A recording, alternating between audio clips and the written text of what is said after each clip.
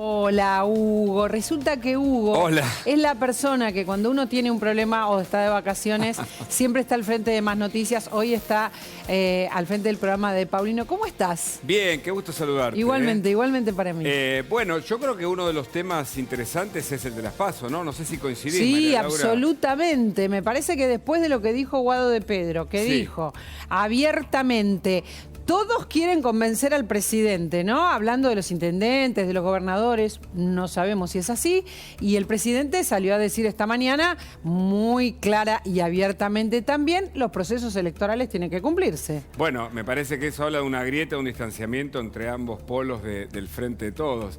En algún momento mencionamos el Frente de Todos, del cual se van todos, ¿viste? Ahora... Sí. También lo de Mansur es otro tema, porque claro, no quiere resignar el gobierno a uno de sus hombres fuertes, que tampoco quiere perder poder. Va a Tucumán a hacer campaña, vuelve. ¿Y quién lo reemplaza, María Laura, mientras tanto? La verdad es que están hablando de Olmos, ¿no? Sí. Especialmente lo que pidió Alberto es que pida licencia y que se vaya un ratito, pero que no renuncie, porque si no, la casa de Gran Hermano Es la casa de queda Gran Hermano. vacía, se están yendo todos. Es que es muy impresionante eso. Ya salió del foco la respuesta del presidente, que se hizo el macho alfa con alfa, pero en cualquier caso, qué mal estamos, ¿no? Nosotros tratamos de aferrarnos al 2023. Creo que hay expectativas, porque como no hay nada en el presente que nos traiga un poco más de oxígeno, ni siquiera las 30 cuotas, las 42, mucho menos el auxilio que ha oficializado de algún modo la limosna, ¿no? De la gente haciendo cola en el ANSES. Me parece que frente a esa Argentina hay una mirada hacia el 2023 que va a requerir de una oposición un poco más unida. No sé si coincidís con esto. Coincido último. totalmente. Yo lamento mucho si no llega a haber paso. Espero que la peleen todo lo que se pueda. Quienes tengan que pelearla dentro del Frente de Todos, de la oposición. Me parece muy tramposo que aparezca algo que hace la vida más democrática, nos hace la posibilidad de ir eligiendo cada vez mejor y más a nuestros candidatos. Y me parece que eso también tira abajo el ánimo, como vos decís. Y la idea es, cada vez pateamos para más adelante la esperanza, ¿no? Cada vez para... Totalmente. No sé para cuándo ya. Sí, bueno, el tema de las PASO, ¿y sabe cuál va a ser el argumento central? O sospechamos a partir de la información que tenemos, Sí. El tema económico. Van a decir que las Que es PASO... cara, que son caras. Claro, son caras. Que en agosto las PASO, que en octubre la primera vuelta, que una eventual segunda vuelta en diciembre, van a gestionar una cantidad de millones, de miles de millones, y ese va a ser el caballito de batalla de a poquito. Este primer proyecto, después va a venir otro probablemente, y el kirchnerismo que busca cualquier escenario. Ayer, para no quitarte más tiempo, porque sé que tenés un compromiso a continuación, pero ayer te quería decir esto. Hablando con alguien de la oposición, me dice, Sí. ojo, porque el peronismo kirchnerista tiene las provincias del norte, tiene alguna en el sur, no es que ya perdió, y siempre tiene un as en la manga que hay que prestarle atención. Y si nosotros no nos unimos, me reconoció, va a ser difícil, no es que ya perdió el oficialismo. Me parece que es interesante. Ayer me decía acá estaba de invitada Silvia Los Penato después de esta sesión maratónica, casi sin dormir, tuvimos la suerte de tenerla. Y una de las cosas que me decía en relación a esto de la oposición es, ya mostramos que somos una, no sé si la palabra alianza usó, coalición. Ahora hay que mostrar que somos un partido. Claro. Que estamos todos juntos, que vamos en una dirección, ¿no? Está bien lo de la coalición, porque es un dato de esta época, de este siglo, ¿no? El siglo de las coaliciones, pero le falta la fuerza de los partidos del siglo anterior, tal vez, que constituyen además un plan de gobierno, que no estuvo en el Frente de Todos, o al menos no lo hemos visto prácticamente en la práctica, valga la redundancia, y que tampoco la oposición por ahora quiere mostrar. Dicen que no quieren mostrar las cartas antes de tiempo, pero me parece que la ciudadanía está esperando algunos gestos que esperemos ellos puedan dar. Y hay como muchas personas que quieren cargos muy importantes, hay demasiadas candidaturas. Ojalá esto, yo creo que va a cambiar el ánimo de la gente cuando vean algo un poquito más orgánico, más unido, menos vanidades, ¿no? Coincido Esperemos que sea absolutamente. pronto, Hugo. Coincido absolutamente. Gracias por este tiempo compartido. No, muchas gracias a vos. Acá te puedo agradecer al aire siempre estar trabajando y militando Más Noticias también. Exactamente. Bueno, muchas gracias. Los voy a estar viendo hasta mañana. mientras estoy almorzando.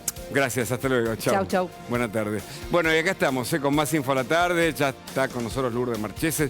Tenemos un montón de temas judiciales para conversar con Lourdes Marchese. Te voy a contar algunos datos que ella después va a ampliar. La mega causa Cuadernos está en plena actividad ahora mismo. Está con un movimiento de pruebas que algunos no se conocen todavía públicamente, que sugieren que algo va a pasar en los próximos días. Movimientos, por supuesto, de arrepentidos. Viste la nota de Diego Cabot sobre uno de los arrepentidos, nosotros lo comentamos, que cuestiona la prueba de Centeno. De Armando Lawson. El de Armando Lawson, exactamente.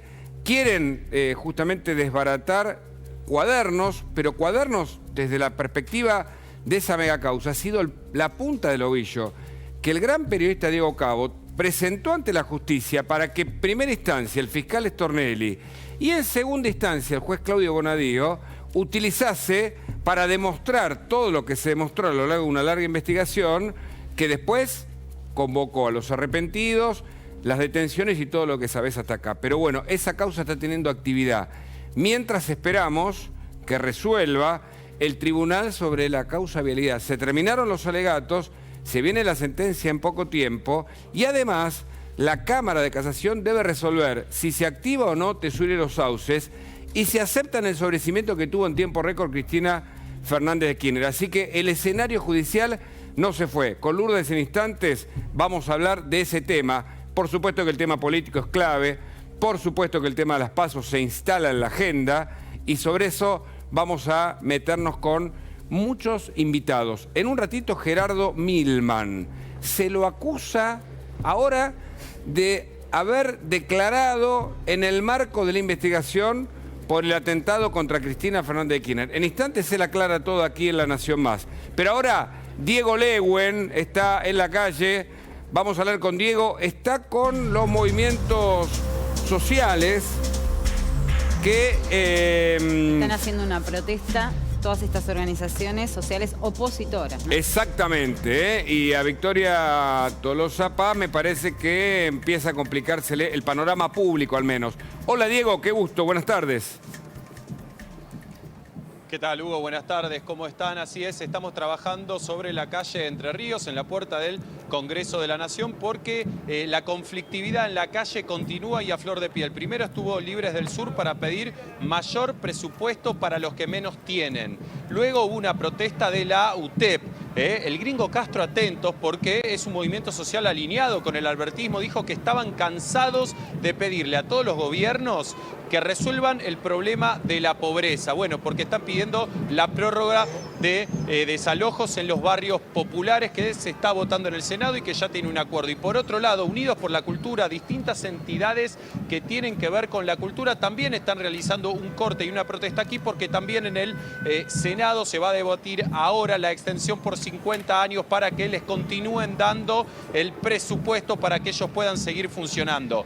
Por lo que me comentaban recién, hay 700.000 puestos de trabajo que están en peligro porque esta ley que está vigente vence el 31 de octubre. Sin embargo, estas dos últimas leyes que les nombré ya tienen acuerdo en el Senado y van a ser ley.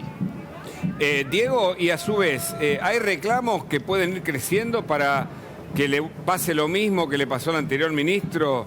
En la puerta de Desarrollo Social empiecen a reclamar por más planes, por más asistencia, por más insumos para los comedores barriales, por ejemplo. Sí, por supuesto, Eduardo. A ver, estas son las protestas que hay hoy, pero mañana el Polo Obrero vuelve a la carga, vuelve al Ministerio de Desarrollo Social para pedir mayor cantidad de planes, potenciar trabajo, también mejoras en las partidas de alimentos y también herramientas para que las cooperativas puedan funcionar. Es decir, este cambio de ministros que hubo hace poco tiempo todavía no logra sanar la conflictividad en la calle. ¿Y cuál es la actitud de Tolosa Paz? ¿Qué pudiste saber de parte del gobierno? ¿Eventualmente va a recibirlos a los piqueteros si es que convocan o piden una reunión con la ministra? Lo cierto es que eso no cambia porque las políticas siguen siendo las mismas. Claro. Lo que cambian son los nombres. Por lo pronto, los presupuestos, si no están, no son otorgados y no le pueden dar lo que están pidiendo desde la unidad piquetera. Entonces, ¿qué significa esto? Que los conflictos van a continuar y los reclamos van a seguir siendo los mismos. Diego, volvemos con vos en un ratito. Muchas gracias. Informe siempre muy completo. Hasta luego, gracias. Bueno, y Carla Ricciotti está en otro de los móviles. Mirá, una protesta de camioneros de Garrafas en Leandro, en Alem. Carla, buenas tardes. Estamos en Alem, pero estamos en el Ministerio de Trabajo. trabajo, acá en donde están reunidos hace algunos minutos ya Pablo Moyano, el gremio de los camioneros, para finalmente ver si se cierra, si se concreta un cierre de esta paritaria que tanto vienen peleando. Recordemos que hoy, con esta acá en Alem, sería la quinta reunión, porque ayer tuvieron esta reunión allí en el Ministerio de Trabajo, en la sede de Callao al 100, y no llegaron a un acuerdo. Es más, cuando salió Hugo Moyano amenazó con que si no se firmaba un acuerdo con el monto de aumento que ellos estaban pidiendo, que superaba el 130%, iban a ir un paro a partir de las 0 horas del próximo lunes. Lo cierto es que aparentemente hoy a la mañana tuvieron una nueva reunión con los integrantes de la Cámara de Transporte y allí hubo un acuerdo parcial al menos, y se habría firmado o se estaría firmando en los próximos minutos un acuerdo que abarcaría un 107% de aumento finalmente para los camioneros, más un bono de 100.000 pesos, más un 10% adicional para los transportistas de larga distancia. Este sería el paquete, el acuerdo que cerraría Camioneros hoy acá en la sede central del Ministerio de Trabajo, ya no en la dependencia del Ministerio de Trabajo de la calle Callao, de la avenida Callao al 100. Entró Pablo Moyano, hace algunos minutos, repito, por la parte de atrás del Ministerio, y está reunido adentro. También está Marcelo Aparicio, integrante del sindicato, pero están hablando por estos minutos, tratando de terminar de poner la firma a este acuerdo que finalmente desactivaría de manera obvia un posible paro la próxima semana. Carla, impresionante, ¿eh? Volvemos con vos en instantes. Destacamos, subrayamos el poder que tienen los moyanos, casi que le tuercen en esta pulseada, le tuercen el brazo al gobierno, logrando lo que buscaban. No el 131, pero más de 100 y un bono de 100.000 pesos. Muchas gracias, volvemos en instantes con vos. Dale, hasta luego. Bueno, y ahora nos vamos a la redacción. Muchos temas internacionales. ¿Cómo va a impactar la elección de Brasil el próximo domingo? ¿Gana Lula? ¿Gana Bolsonaro? ¿Y qué repercusiones puede tener entre nosotros? Está Inés Capdevila en la redacción de La Nación. Buenas tardes, Inés. Buenas tardes, Hugo. ¿Cómo estás? Efectivamente, te diría que en la relación con la Argentina no va a cambiar mucho quien sea. La relación estructural se va a mantener, ha caído en su nivel comercial, en su nivel político en los últimos años, y es muy difícil que, no importa quién sea el presidente, repunte en eso. Sí, lo que vamos a ver, Hugo, es un mayor diálogo en caso de que Luis Ignacio Lula da Silva sea electo nuevamente presidente, un mayor diálogo entre ambos gobiernos. Ahora, va a ser el diálogo que quiere, por un lado el kirchnerismo y por el otro lado el gobierno. No, es probable que no sea así de voluminoso por varios incidentes de campaña, y por otro lado porque Lula va a tener muchos problemas que lo van a obligar a concentrarse mucho hacia adentro de Brasil y no tanto hacia afuera. Claro, claro, claro. Y esos 6 puntos que mantienen, de acuerdo a la última encuesta, que le dan la victoria a Lula, ¿son creíbles o las encuestas fallarán como en la primera vuelta? Inés, ¿qué información tenés? En la historia brasileña, en la historia reciente brasileña, las encuestas no han casi fallado en sus pronósticos para la segunda vuelta. Ah, mira vos. Sí lo han hecho en la primera vuelta porque hay una mayor cantidad de candidatos, claro, porque hay menos votantes decididos y porque hay muchos, en este caso en el 2018 hubo muchos votantes ocultos de Bolsonaro. Lo que hoy creen las encuestas es que este porcentaje que están mostrando casi sistemáticamente en estos últimos 5 días, que es una diferencia de entre 6 y 7 puntos de ventaja para Luis Ignacio Lula da Silva, va a probablemente llegar a ser el resultado final.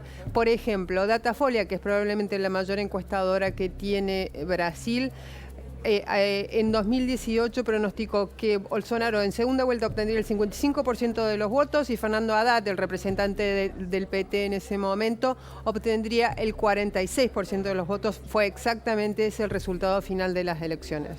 O sea que estamos casi en una instancia de Lula presidente, ¿no? De nuevo en Brasil. Ahora, es muy difícil todavía, obviamente, determinar con certeza el resultado, como todas las elecciones traen sorpresas, pero las encuestas hay algo también llamativo, que todas las encuestas han mostrado esa ventaja de entre 6 y 7 puntos. Hubo las 3 o 4 principales que salieron a partir del lunes y por lo general las del sábado, es decir, las del día anterior a las elecciones, son las que verdaderamente dan en el clavo respecto del resultado final.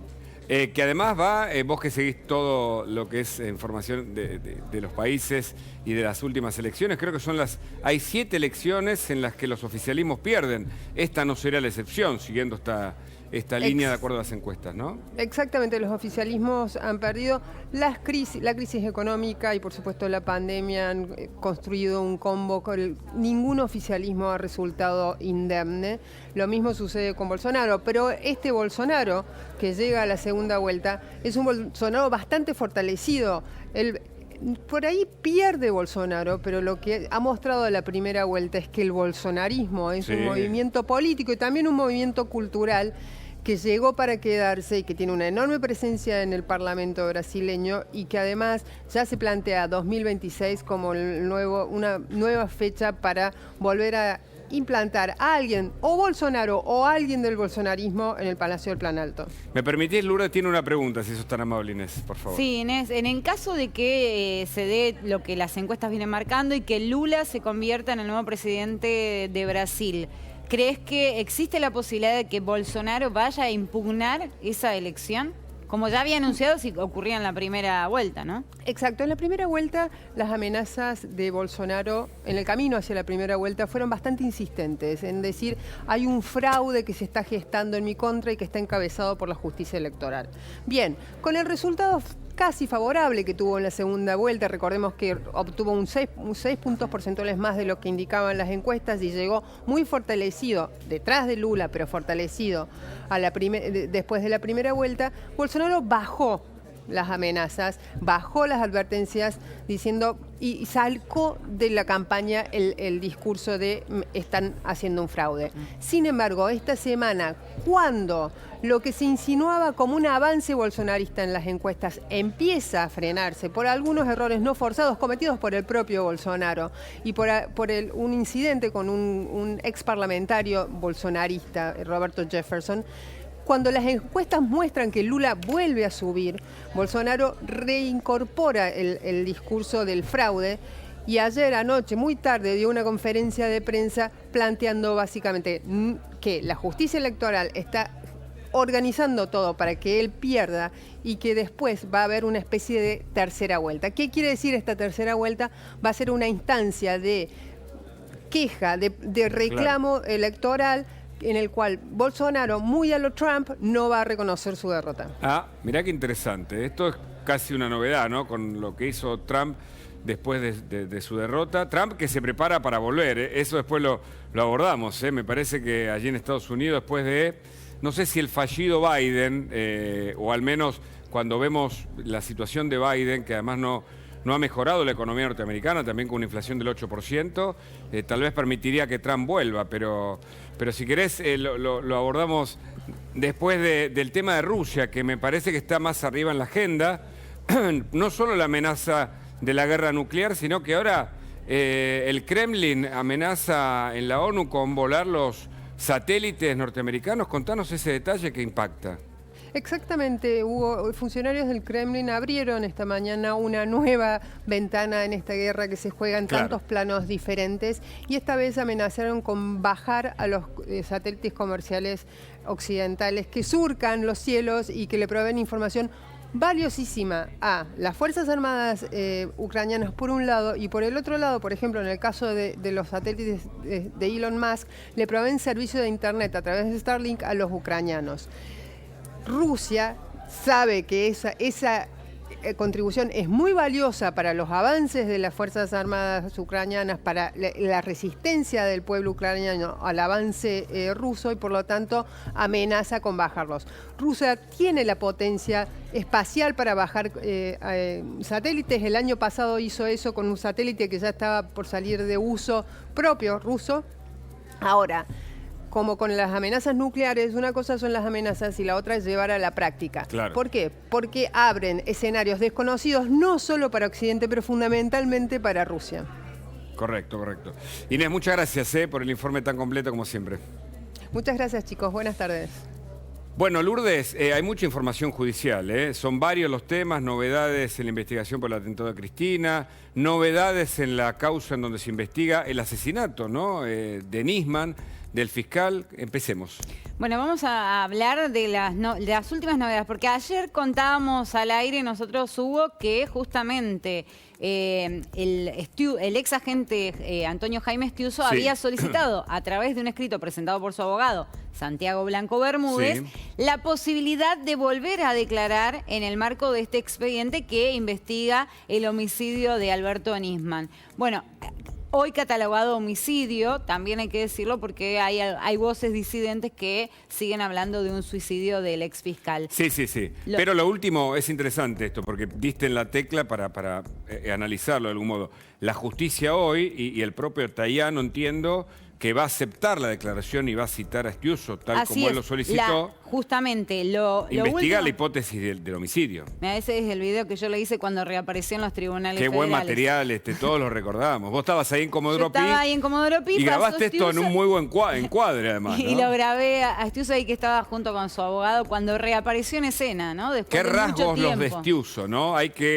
Vale el análisis semiótico, de esos anteojos, de los gestos. Hay que verlo cuando ha declarado en su momento. Pero ¿cuándo va a declarar Estiuso? A ver, todavía no sé, el fiscal Eduardo Tayano no le fijó una fecha, pero sí ya aceptó este pedido de Estiuso, que dijo que él quería contar algunas cosas que en su momento no había dicho y que después de enterarse a través de declaraciones periodísticas y demás de algunas cuestiones, él quería aclarar ciertas cosas en la justicia. No se sabe bien qué es lo que quiere decir Jaime Estiuso. Lo cierto es que hay una gran expectativa en torno a lo que pueda llegar a declarar y si realmente va a ser valedero para la investigación o si tiene que ver solamente con lo que declaró ya otro exagente cuando dijo que espiaban a la fiscal Viviana Fein. Claro. Recordarás vos eso. Entonces, puede ser que en ese contexto es que él pida declarar. También citó a declaración a más agentes de inteligencia del fiscal Tayano. Correcto. Recordemos que es Estiuso el que de algún modo impulsa la investigación para que termine en la justicia federal. Recordemos que en primera instancia, para repasarle a la gente, ¿no?, que dice, ¿en qué está la causa del fiscal Nisman? Primero lo tuvo la justicia ordinaria. Sí, la jueza Palmagini. Primero estuvo el juez de Campos, ¿te acordás? Juez Manuel de Campos, un hombre que da cátedra de Derecho y que estuvo allí en la escena del crimen ese fin de semana. Lo llamaron, esta es información que no siempre fue publicada, lo llamaron para decir, bueno, usted va a dejar de ser el juez de la causa. Entró la jueza Palmagini, vino la fiscal Fein, permítame, ¿no?, en chancletas, porque era como una característica. Vino la manada de búfalos sobre la escena del crimen. El rol de los custodios. Vino la imputación a Lagomarcino, el perito, que es el único imputado en este caso, junto con los custodios que también tienen distintas imputaciones. Sí, así es. Están procesados ya. No son imputaciones, son procesamientos confirmados por Cámara, que justamente es cuando ya la causa pasa a la justicia federal. Ahí está. Luego de... hay un primer informe realizado por el Cuerpo Médico Forense donde se determina que no hubo terceras personas, que no se pudo determinar si había terceras personas en la escena. Por eso todos hablaban de un suicidio en ese entonces. Claro. Después, la Corte Suprema dice que en realidad por el cargo que ostentaba, esa causa tenía que irse al fuero federal. Exactamente. En el momento que se va la causa al fuero federal es cuando el juez Julián Ercolini empieza toda la investigación con el fiscal Tayano en su fiscalía y ahí termina procesado como partícipe necesario de la maniobra Diego Lagomarcino y los custodios que estaban esa noche, 4 custodios...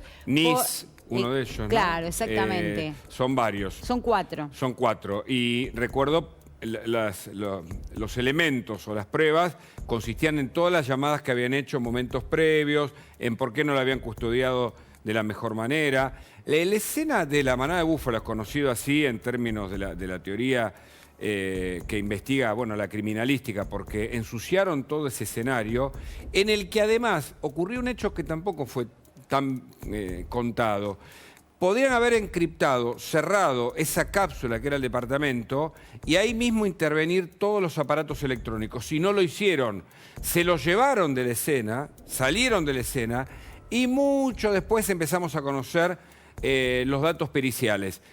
El rol de Bernie, que también, por supuesto, está dentro de la causa porque estuvo allí, además haciendo varios llamados. A mí me parece que es una causa que en la medida que no se resuelva, y veremos qué dice Estiuso, también dejará este condimento de impunidad que hay alrededor de los atentados ocurridos en la Argentina entre el 92 y el 94, y este me parece que es un hecho muy significativo, porque era el fiscal, que además estaba vinculado con Estiuso, que había sido puesto por Néstor Kirchner en la creación de una fiscalía especializada para investigar el atentado a la AMIA. Fiscalía que hoy está mal, digamos, mal vista, entre comillas, diría yo, está cuestionada desde la Corte Interamericana de Derechos Humanos. Claro. Porque recordemos que hace 2 semanas atrás fue Memoria Activa y fueron otros organismos a hablar, pidieron una audiencia y ahí el Estado argentino reconoció su responsabilidad en torno a la impunidad de los atentados de la embajada y de lo que fue la AMIA. Entonces, en base a eso también cuestionaron el trabajo de la UFI-AMIA, esa UFI que fue creada en su momento para que la tenga el fiscal Alberto Nisman. Después de que Néstor Kirchner habló en la ONU, sobre todo para que la Argentina dejara de ser impune. Mirá la paradoja de la historia. Hay un rol fundamental que cumple la justicia en este escenario del Estado de Derecho. Por supuesto, siempre le demandamos al Poder Ejecutivo, pero también el Poder Legislativo está en deuda. Vimos lo que pasó en el escenario de diputados con el presupuesto, ahora está en el Senado.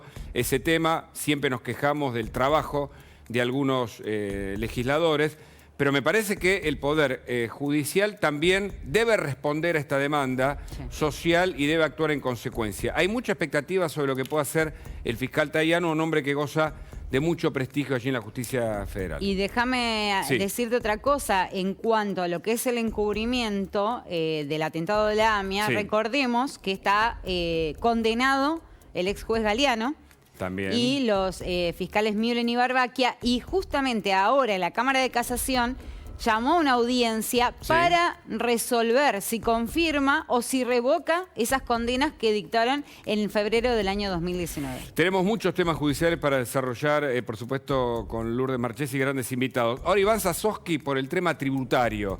Vos sabés que se habla de una nueva tasa. Bueno, algunos dicen la tasa... A ver, no quiero hacer nombre, mejor soy respetuoso en este sentido. Pero sí una tasa aeroportuaria, que no es un gran impuesto, pero es un nuevo impuesto. Iván Sasovsky es tributarista, le agradecemos el contacto y esta puede ser una primera pregunta. ¿El camino del aumento de los impuestos va a frenar algún día? ¿Y qué decimos sobre el presupuesto 2023? Iván, buenas tardes.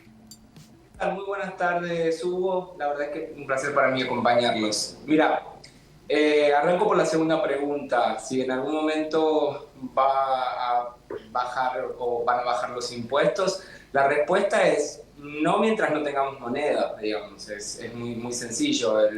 La ley de leyes, que es la ley de presupuestos, históricamente tiene que ser la hoja de ruta del país. En este caso es una justificación de cómo tapar los gastos que va a tener el Estado, y para poder cerrar el número, porque esto tiene que dar cero en la cuenta, no tiene que haber ni ganancias ni pérdida.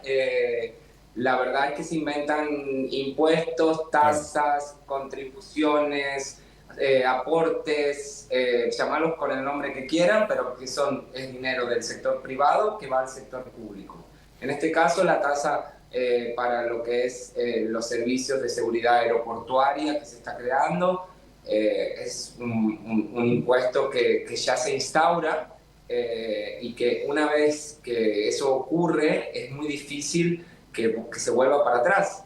Así que seguramente en los próximos años hablaremos sobre cómo va aumentando esa tasa, a no ser que alguien se dé cuenta que el camino de la suba de impuestos es el camino que nos llevó a tener hoy el salario real más bajo de la historia de Argentina, ¿no? Tremendo, tremendo. Salarios que no cubren la línea de pobreza.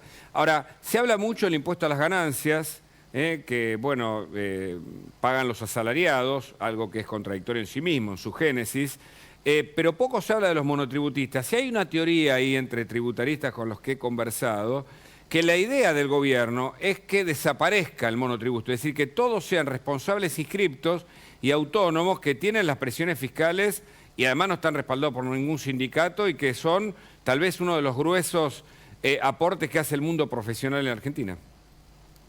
No estoy para nada de acuerdo con lo que estás diciendo, porque vos sabés quién es el mayor contratante de los monotributistas. El Estado. Y entonces, ¿por qué va a querer que desaparezca? Si desaparece, van a tener que hacer los aportes y las contribuciones, porque no, es el primer... te digo porque te lo respondo, Iván, te lo respondo. Te lo respondo para intercambiar. Vos, si sos aportante del Estado, podés pagar monotributo o podés ser responsable inscripto y también ser aportante del Estado. Y los costos, y tengo un montón de ejemplos para decirte, también te los pagas vos. Claro, pero el Estado tiene que pagar a ver, todos conocemos cómo trabaja el Estado con los monotributistas. Sí. Son contratos de locación de servicios. Correcto. Sí. Que son muchas veces los empleados, esos 30 empleados que tiene cada senador o cada diputado, y que el costo de pagarles es mucho más beneficioso que sea sobre el régimen del monotributo que tenerlos en blanco como empleados en relación de dependencia. Pero hay un intermedio, Iván, por eso te decía, el intermedio es que vos seas responsable inscripto, te tenga que costear tus ganancias y tu IVA y que el Estado también te contrate en esa condición. Claro, pero eso pasaría si los responsables inscriptos fueran independientes del empleador. Generalmente son contratos en los que hay un retorno a los propios empleadores, que en este caso son los diputados y senadores. No me quiero meter en cuestiones de las cuales no, digamos, todo el mundo sabe, pero no se habla, que son contratos mentirosos, es decir, esas prestaciones de servicio no existen. Sí, entonces, claramente, liquidar impuestos del IVA más ganancias, tener que contratar un contador para llevar un responsable inscripto, más todo lo que implica para la propia AFIP fiscalizar a los responsables inscriptos, yo te aseguro que ese régimen no debería desaparecer. La verdad es que sí hay algo histórico que te doy la razón, en que durante el gobierno de Cristina Kirchner fue el monotributo, como había negación de la inflación, fue el régimen que más se atrasó porque obviamente estaba intervenida el INDEC. Claro.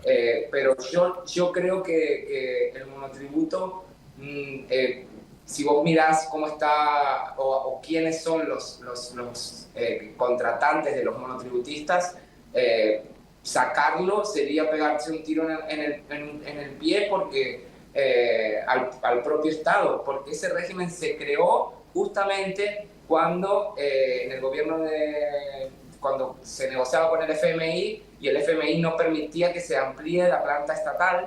Entonces aparecieron estos contratos de locación de servicios y ahí nace el monotributo. Bueno, mira, en Francia, Iván, en Francia existe también un tipo de monotributo, pero por ejemplo... En España también. Claro, en muchos países, que son por supuesto del primer mundo, vos pagás o tributás cuando facturás, no siempre. Y acá, por ejemplo, el monotributo, vos seguís pagando aun cuando no facturás. Exacto, pero porque eso está pensado para el emprendedor, está pensado para el pequeño contribuyente. En la Argentina nadie piensa en el sector privado. Ahí está. Y mucho menos los políticos a la hora de fijar impuestos. Claro. Con lo cual, ese es el gran problema y el gran fracaso de la Argentina. Nosotros, yo a esta altura ya nada me sorprende. Lo que te puedo decir es que es necesario tener una ley de presupuesto. Lo que te puedo decir es que cuando hay que votar suba de impuestos o eliminación de exenciones, por ejemplo, al sector judicial, todo el arco político terminan siendo cómplices. Entonces, no hay hoy por hoy ningún tipo de esperanza para que el sector privado pueda decir, ok, tengo una hoja de ruta clara respecto a cuánto voy a tener que pagar durante el año 2023 de impuestos. Lo único interesante que surge de lo que al menos se aprobó en diputados es que no se le faculta al Poder Ejecutivo la posibilidad de establecer nuevas retenciones a las exportaciones, que eso sí es un logro, pero si nosotros no empezamos a pensar en que nuestro gran problema es la emisión monetaria, que termina siendo la variable de ajuste cuando los impuestos que paga la gente no alcanzan, porque los impuestos son en pesos y nosotros tenemos deudas en dólares que pagar, claro. Es una lógica que no tiene sentido. Si nosotros pensamos un sistema distinto, y si vos sacás cuál sería la tasa efectiva, por ejemplo, de impuesto a las ganancias en comparación con otros países en dólares, la Argentina hoy, que sería casi un paraíso fiscal. Claro. Solamente se les pega a los que menos tienen, a los que no pueden acceder a comprar dólares, porque todos aquellos que sí lo hacen están teniendo una fiesta en lo que es la baja por licuación entre la brecha del tipo de cambio. Imagínate, cierra una empresa en diciembre, juntan los dólares para el pago de impuestos y después de 8 meses los vende para pagarlo. Todo lo que pasó de salto cambiario es licuación de las tasas efectivas. Entonces, o sinceramos la economía, o sinceramos el tipo de cambio, o sinceramos lo que es la recaudación, porque de lo contrario estaremos siempre con el mismo problema. Iván, para vos hace falta seguramente, ¿no?, una reforma tributaria, y en esto tiene que haber un acuerdo del gobierno siguiente, porque no pareciera que esto fuese a ocurrir ahora.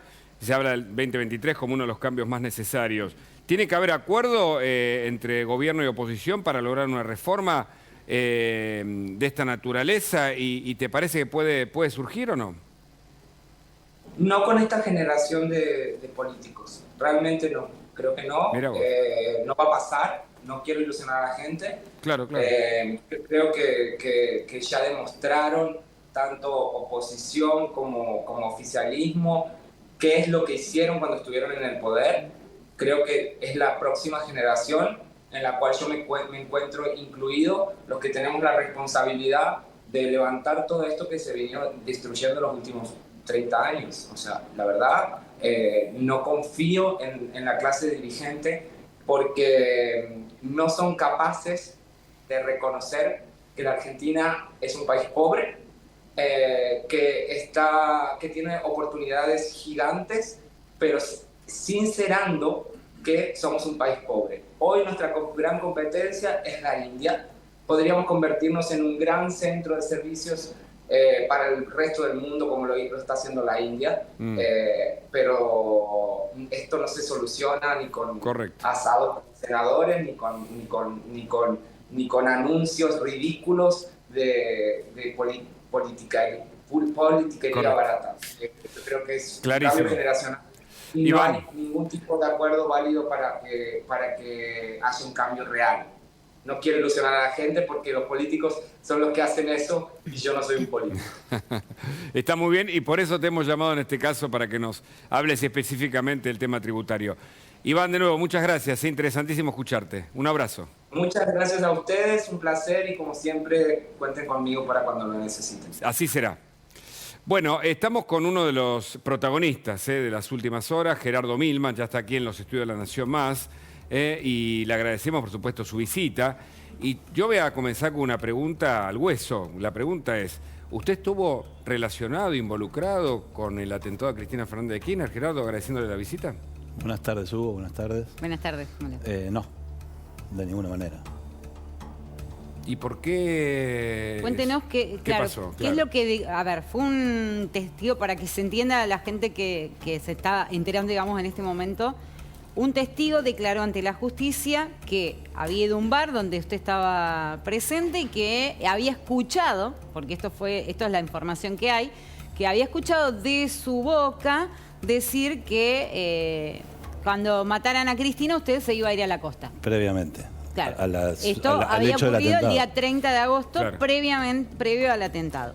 Eso es lo que declaró una persona. Eso es lo que declaró. Cuéntenos todo, a ver, por favor. Eso es lo que declaró Sí. un asesor de un diputado kirchnerista que estábamos ¿Podemos decir su nombre? No, si la justicia no lo dice, yo no tengo por qué. Entonces, repasemos. Un asesor de un diputado kirchnerista dice en la justicia que... Dice que estábamos en un bar enfrente del Congreso, que yo estaba con 2 empleadas, a las cuales le decía esta frase que usted dijo. No hay audio de eso. Digamos, lo único que puede demostrar es que estaba comiendo un sándwich en un bar enfrente del Congreso con empleados y empleadas. La verdad, absolutamente ridícula la denuncia, pero por supuesto, mañana voy a presentar un escrito en la justicia para que me investiguen, ponerme a disposición. Correcto. Ahora no le tengo nada que preguntamos ocultar. si usted dijo o no eso, pero por favor, porque tenemos una información urgente.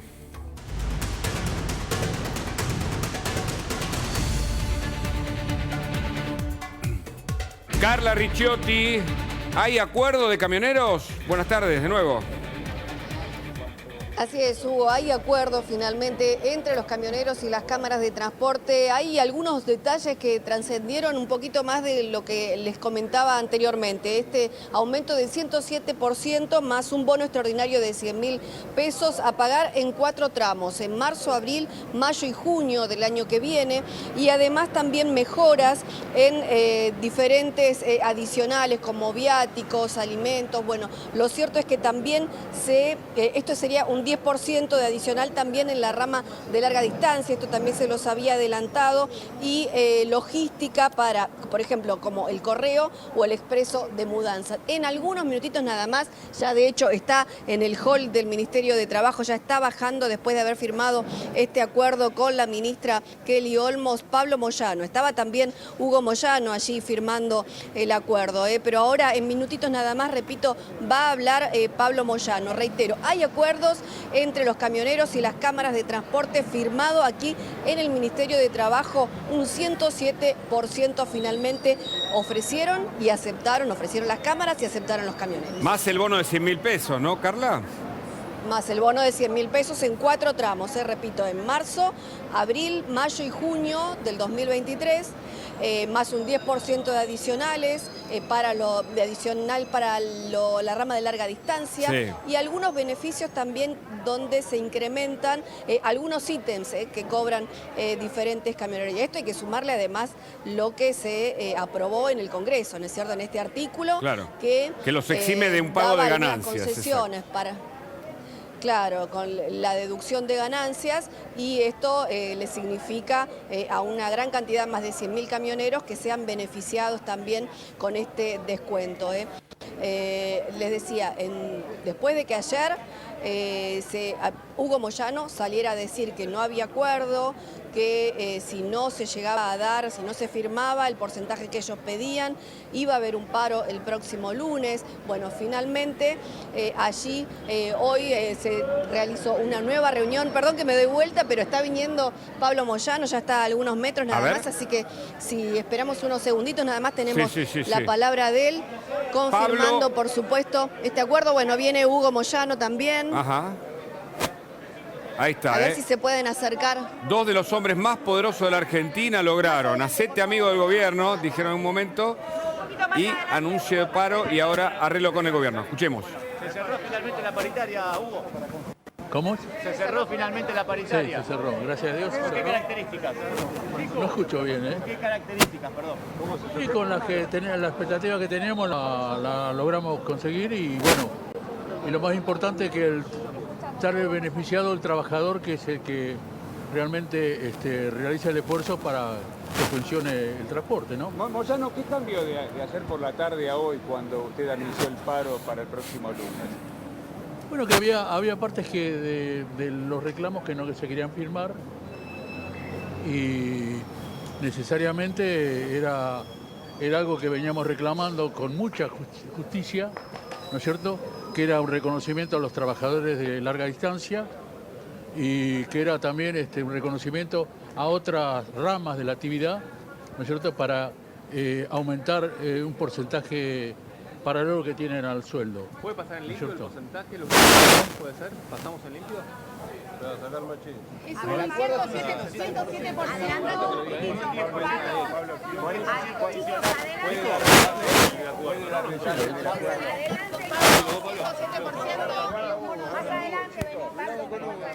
Bueno,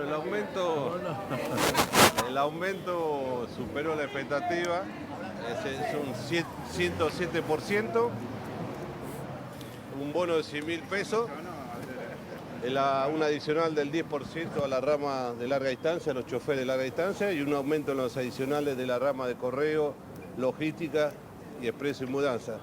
Sumado a que los choferes de larga distancia no van a tributar más ganancia en el concepto de viático por comida, ha superado la expectativa que habíamos reclamado de entrada. ¿Cuánto tuvo que ver, Pablo?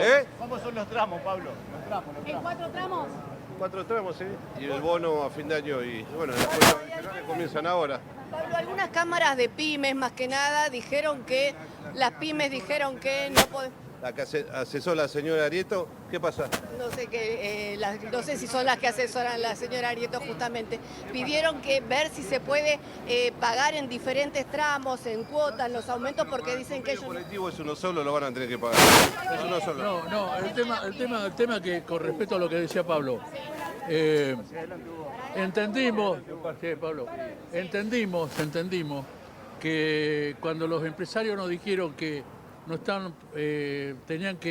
podían llegar al aporte que le dijimos, y cuando vimos un programa, no sé en qué canal era, que que la señora Arieta usaba vestido de $4.000, entonces dijimos, ay, tiene razón, tiene que pagar los asesores que tienen las empresas, ¿no es cierto? Que ella es asesora de empresa, tiene que pagar como corresponde, y 4.000 pesos un vestido es bastante alto, por eso, dólares. Por eso le redujimos un puntito 2, ¿no? Porque para que le puedan pagar el vestido a la señora Arieto. Moyano tuvo ocasión de hablar cara a cara con Kelly Olmos. ¿Es cierto que previamente había dicho ella que si pedían más del 100% era insolidario con otros sindicatos? No, al contrario. Hoy usted estaba sentado a la orilla recién. Hoy agradeció y destacó la responsabilidad que tuvimos tanto el sector empresario como nosotros para lograr este objetivo. Pablo, ¿seguís pensando que el tema de arreglar, seguís pensando que el tema de arreglar las paritarias, pero tiene poco sentido si no se baja la inflación? Por supuesto, lo hemos denunciado todos los días.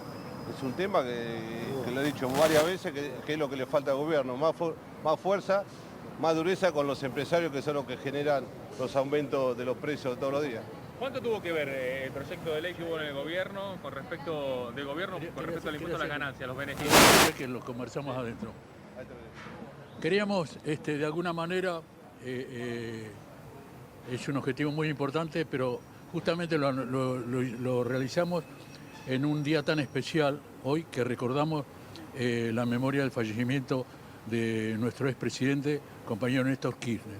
Por eso es que todos los hombres y mujeres que estuvimos discutiendo el salario de los trabajadores, queríamos que recordemos a ese gran hombre, ese gran presidente que tuvimos, que le dio mucho a los trabajadores, como fueron los gobiernos peronistas. Pablo, ¿pudiste hablar con el presidente? ¿Cuánto tuvo que ver lo del proyecto de ley? A la acuarela. ¿Cómo? Pablo, ¿van a pedir desde la CGT que haya un bono adicional para todos aquellos trabajadores conveniados que no logran los acuerdos? Yo lo estoy pidiendo todos los días, lo ha dicho el presidente y a Massa también. Un bono en forma de emergencia a aquellos gremios que... Bueno, la información está bien concreta. 107%, un bono de 100.000 pesos, pagaderos en 4 cuotas, más la exención legislativa a los transportistas de larga distancia que no van a pagar ganancias. Bueno, claramente, 2 mecanismos que tienen los moyanos, que se hacen amigos del gobierno, que cuando tienen que apretar la tuerca anunciaron el paro y que logran lo que quieran, claramente, y que además hacen alusiones. Lo de Arieto, el vestido, me parece que en este contexto está fuera, pero bueno, ahí está, ¿no? Una discusión en la que claramente Arieto, claro, es denunciante Arieto de muchos... De los Moyano. Exactamente, de los Moyano, de muchos de los mecanismos que la justicia investiga, coacciones, amenaza, en su momento independiente, una asociación ilícita que involucra hay 10 personas, por ahora quedó afuera Pablo Moyano, que ven en un juicio oral por una asociación ilícita por defraudar al Club Independiente. Está en veremos, la jueza Brenda Madrid por ahora sobreselló 2 veces. a 2 veces a Pablo Moyano, y el fiscal Escalera lo apeló nuevamente también. Y ahora hay una instancia superior. Pero yo lo veo a Milman acá, es interesante hablar con él. Es el hombre, yo creo que de las últimas horas, porque hay una acusación muy seria en su contra, de que él dijo, o habría dicho, lo ponemos en estos términos, por eso lo invitamos, que después de que maten a Cristina Fernández, ¿Usted lo dijo o no, Gerardo, eso? De ninguna manera, y además no es seria la acusación, porque justamente no hay ninguna prueba respecto de que yo dije eso, y además es disparatado. Yo no tengo ninguna relación con los detenidos en la causa que lleva adelante la justicia. Con la de la banda de los copitos. No los conozco, no tengo su número de teléfono, no tienen los míos, jamás estuve con ellos. No tengo ninguna relación con esa banda. Ahora, ¿por qué cree que desde el oficialismo están tratando, digamos, de involucrar a la oposición, si se quiere, ¿no? Y a los sectores más allegados a Patricia Bullrich? Porque la causa que investiga Revolución Federal, todos quieren apuntar contra Patricia Bullrich o contra la oposición. En el caso del atentado de Cristina, también buscan llevar todo hacia que la derecha, como le llama el oficialismo, fue la que atentó contra Cristina, y hoy lo están involucrando a usted como la persona que sabía que iban a atentar contra Cristina. De hecho, Leopoldo Moro también, que es su colega, salió a cuestionar y pedir que profundicen la investigación sobre usted. No tengo problema que la profundicen. Estoy de acuerdo con mi colega Moró. Es más, yo mañana voy a presentar un escrito en la justicia para que la profundicen, porque... O sea, que podemos tener este anticipo de parte suya. Usted mañana se presenta a través de un escrito a la justicia. Efectivamente. En ese escrito, por el cual se presenta como instrumento a la justicia, ¿no? Utilizando el instrumento del escrito, ¿qué va a decir? Bueno, le voy a decir que estoy a disposición de la justicia para que me convoquen. ¿Va a negar haber dicho lo que dice que dijo? No puedo afirmar lo que no es cierto, digamos, porque es como si yo sí me puede parara... afirmar que estuvo en ese bar y que después se fue a la costa porque está aprobado. Es un bar que queda enfrente del Congreso. No fui ese día. Voy una vez por semana a comer ese bar. Podemos repasar... No constituye delito. No, no, por supuesto. Y además, yo me fui a la costa, no a pasear, fui ese día a la Municipalidad de Pinamar, tuve una reunión con el intendente de Pinamar, fui a una radio con colegas de ustedes, tuve una reunión con militantes, fui a un emprendimiento de seguridad que tiene la municipalidad, las cámaras, el centro de monitoreo, y me vine al otro día antes de que ocurriera el episodio donde sufrió el atentado de la vicepresidenta. Así que no hay ninguna relación. Y a la semana siguiente hice otro viaje, porque habitualmente todas las semanas recorro un municipio de la provincia de Buenos Aires, porque soy diputado por la provincia de Buenos Aires. Correcto. Y lo hago, digamos. Así que no tiene nada de extraño. Usted estuvo en el bar. Repasemos. Usted estaba en el bar. Ese y muchos otros días. Muchos otros. Y estaba con la persona que dicen que estaba, a la que usted le habría dicho tal cosa. Sí, estaba con personas, digamos, estaba con 2 empleadas mías. Esas empleadas ya declararon ante la justicia. Sí, que no dije nada, la discusión no pasó, digamos, la conversación no tuvo nada que ver con lo que manifestó el denunciante. O sea, en la conversación, ¿se habló del atentado a Cristina Fernández? No. De ninguna manera. Bueno. No existía el atentado. ¿Por qué cree que a sus empleadas la convocaron y a usted todavía no lo convocaron? Porque yo soy el investigado y ellas fueron como declarantes, fueron como testigos. ¿En qué condición? ¿Está imputado usted, Gerardo? No. Cuando hablamos de imputaciones en términos de investigado, no decimos. No, si yo fuera la jueza y el fiscal, y viene alguien y hace esta denuncia, ¿qué debo hacer? Investigar antes de descartar. Correcto. Tengo que investigar y luego de descartar.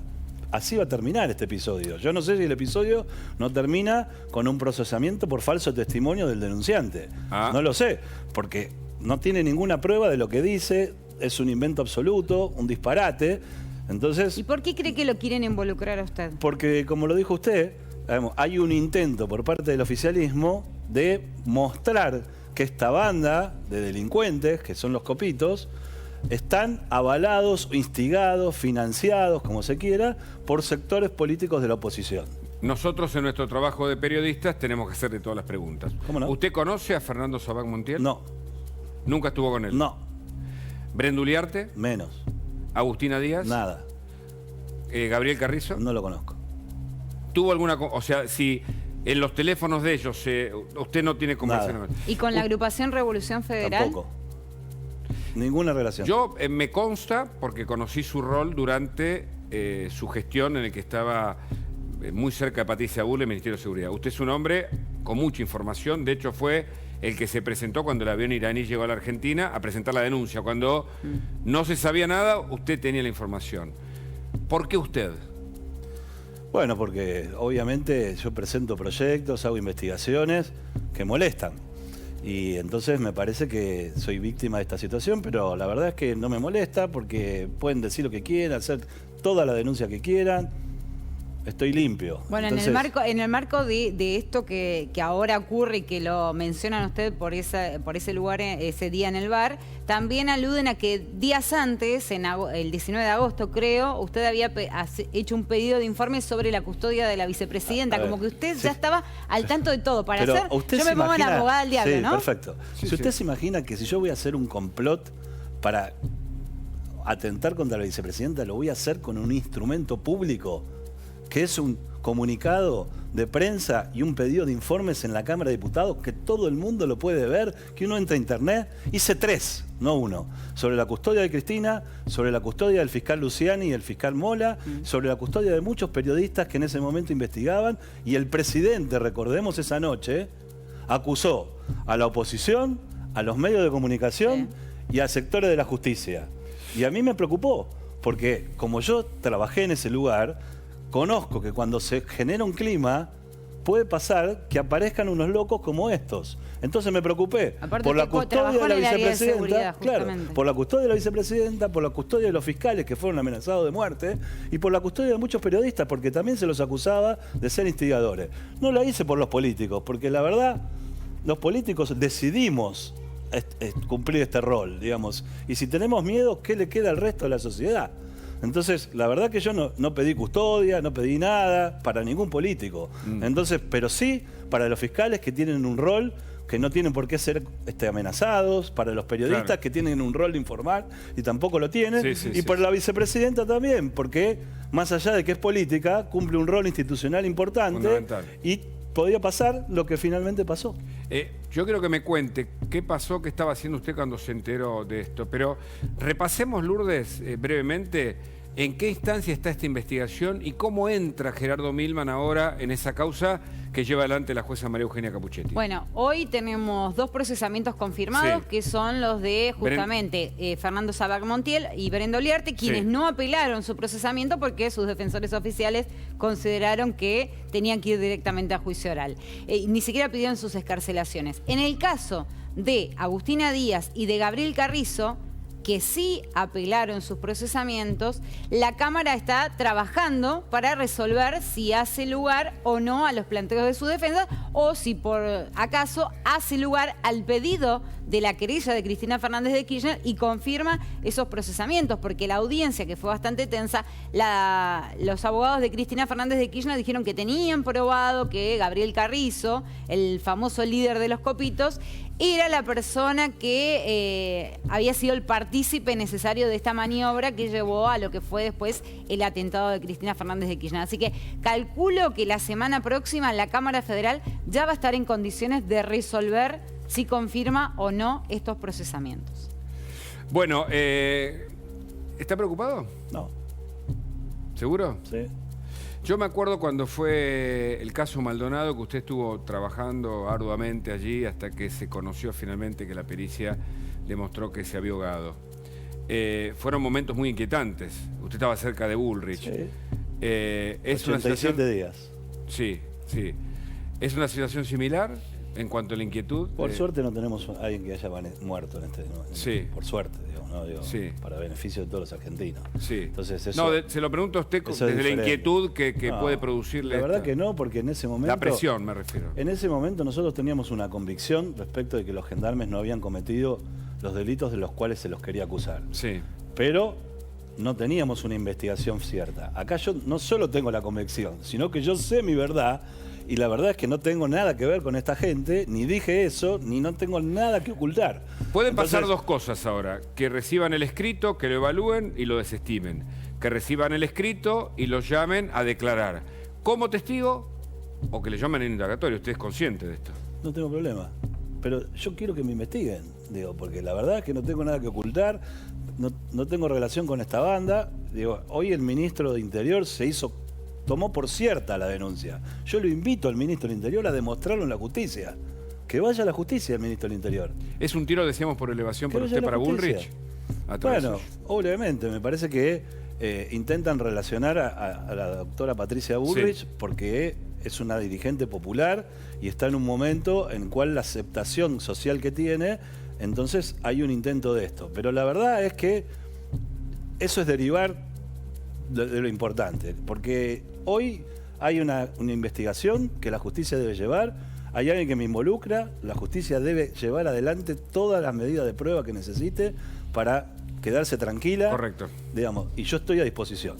Muchas gracias por la visita, Gerardo. A ustedes, buenas tardes. Hasta luego. Bueno, tenemos muchos temas. Vos sabés que la justicia española ahora permite, en un trámite más sencillo, que muchos puedan obtener la ciudadanía. Vamos a la ley de nietos, ¿no? Vamos a estar con María del Carmen Rodríguez en instantes aquí en La Nación Más, pero tenemos muchos temas judiciales y Lourdes Marchesi, ustedes saben, es un especialista en esos temas. Hoy Lourdes. te voy a venir, ahora vamos a hablar de un tema policial más que judicial. Ah, bueno, si pero tiene repercusiones judiciales lo policial Por también. supuesto, pero en este caso, déjame decirte, Hugo, que tiene que ver con un narcoabuelo. Narcoabuelo. No es la primera vez, pero el título es fuerte siempre. Cayó el narcoabuelo. 82 años el hombre. 82. Anticuario. Tenía un negocio en Flores donde vendía antigüedades. ¿Con qué necesidad? Y no solamente antigüedades, sino también otras cositas. Al lado de una sinagoga estaba este negocio. Bueno, ¿qué le incautó la policía? Hicieron seguimientos, vieron a través de las cámaras. La policía lo termina deteniendo a este hombre, le secuestra medio kilo de cocaína y además... Medio kilo de cocaína. Repasemos. 1 kilo de cocaína aquí puede valer, creo que $10.000. No tengo idea del valor de las drogas. Yo te digo, $10.000 acá. Puesta en Europa puede valer 40, 50, $60.000 / euros, depende de la calidad. $10.000, o sea que tenías $5.000 en cocaína, porque también depende de la calidad, el fraccionamiento, bueno, pero es dinero, bueno, qué sé yo. Además no sé, de la $5.000. Sí. Bueno, imagínate, le secuestraron, le incautaron esto, capaz que tenía más guardado en otro lugar. Lo cierto es que no solamente le incautan la cocaína, sino también secuestraron dispositivos electrónicos, secuestraron 3 balanzas. Pero mirá vos, entonces tiraba el hombre, bueno, fraccionaba al menos, la balanza, sí, ¿no? 3 balanzas y además dinero en efectivo. Pero bueno, 82 años no había necesidad de que trabajara. O sea, vendía cuadros con, ¿no? Regados. Vendía antigüedades. Sí. Con un regalito capaz, anticuario, ¿no? Y en este caso... Bueno, va a terminar con prisión domiciliaria, seguramente. Y sí, por la edad sí. Y bueno, pero ¿cómo está el narcotráfico? Claro, dicen que cuando el narcotráfico impacta finalmente el sedimento, el residual, se distribuye, ¿eh? Y en cada... Hay lugares en San Martín, recuerdo, ¿no? Toda una familia se dedicaba a la venta de droga, ¿no? No me acuerdo si estaba en la Villa 18, en la 9 de julio, en una de esas, en donde también, en San Martín, por decir uno de los partidos que conocemos bien, hay sicarios también ya en Buenos Aires. Así que el negocio narcotráfico no lo pueden... Lamentablemente nos ha invadido. Así que bueno, ahora sí, María del Carmen Rodríguez, ella es cofundadora del Centro Descendientes Españoles Unidos, está aquí con nosotros en esta tarde. Hola. ¿Qué tal? Buenas tardes, gracias por invitarme. No, gracias por venir. Bueno, contanos novedades, por favor. Sí, las novedades son excelentes, porque si bien el 5 de octubre se aprobó en el Senado la Ley de Memoria Democrática, en la cual en su disposición adicional octava hablaba de la ¿Ley de nietos está bien puesto? Se la conoce así. Se la conoce así. El nombre correcto es Ley de Memoria Democrática. O sea, si soy bisnieta, ¿puedo también?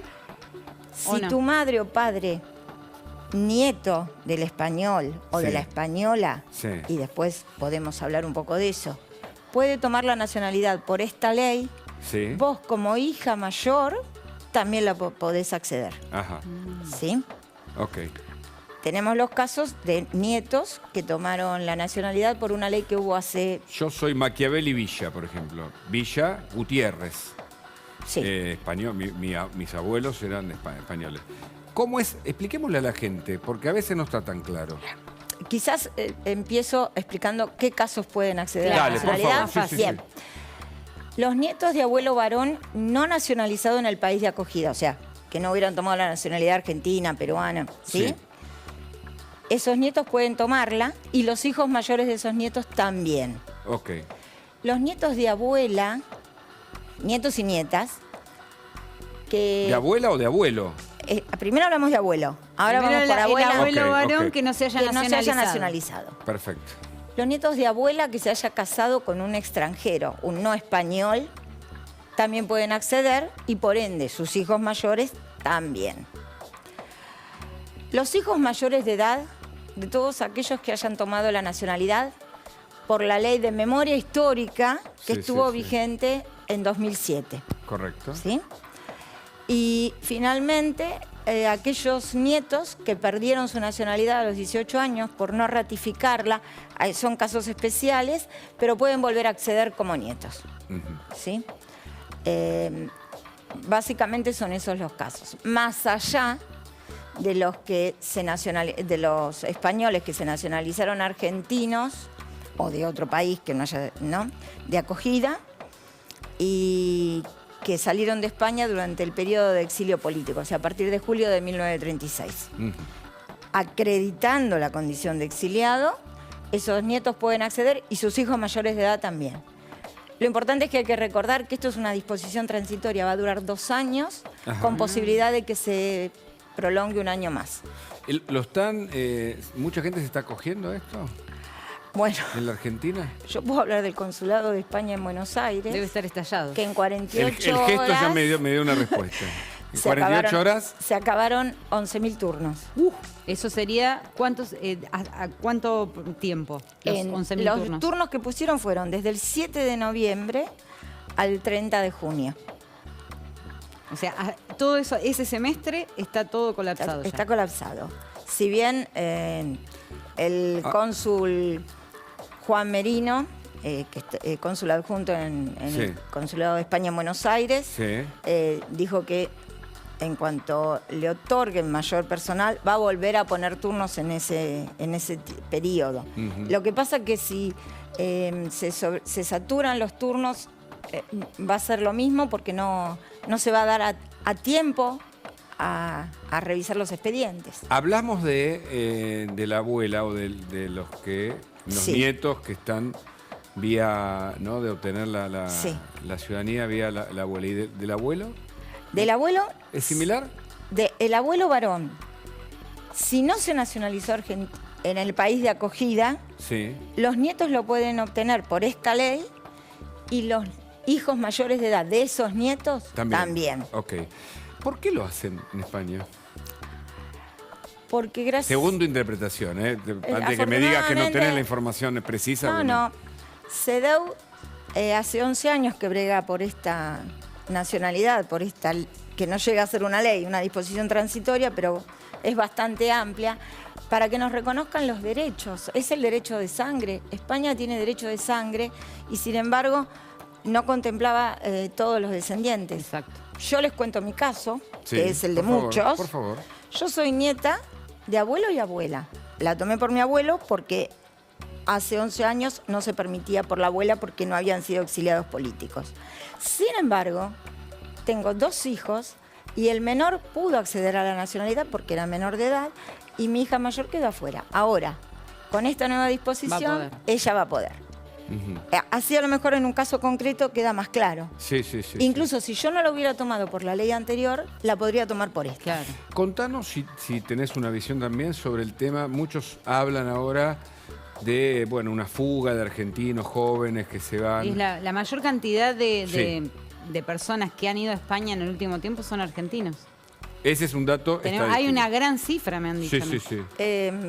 Sí, es verdad. Es más, yo llegué de España el 19, tuve la alegría de estar en el Senado el día de la votación. Qué lindo. Fue muy emocionante para nosotros, porque tantos años esperando.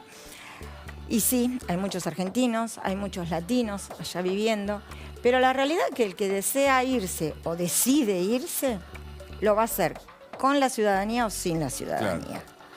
Esto es el reconocimiento de nuestro derecho de sangre y le demostramos a España que es así.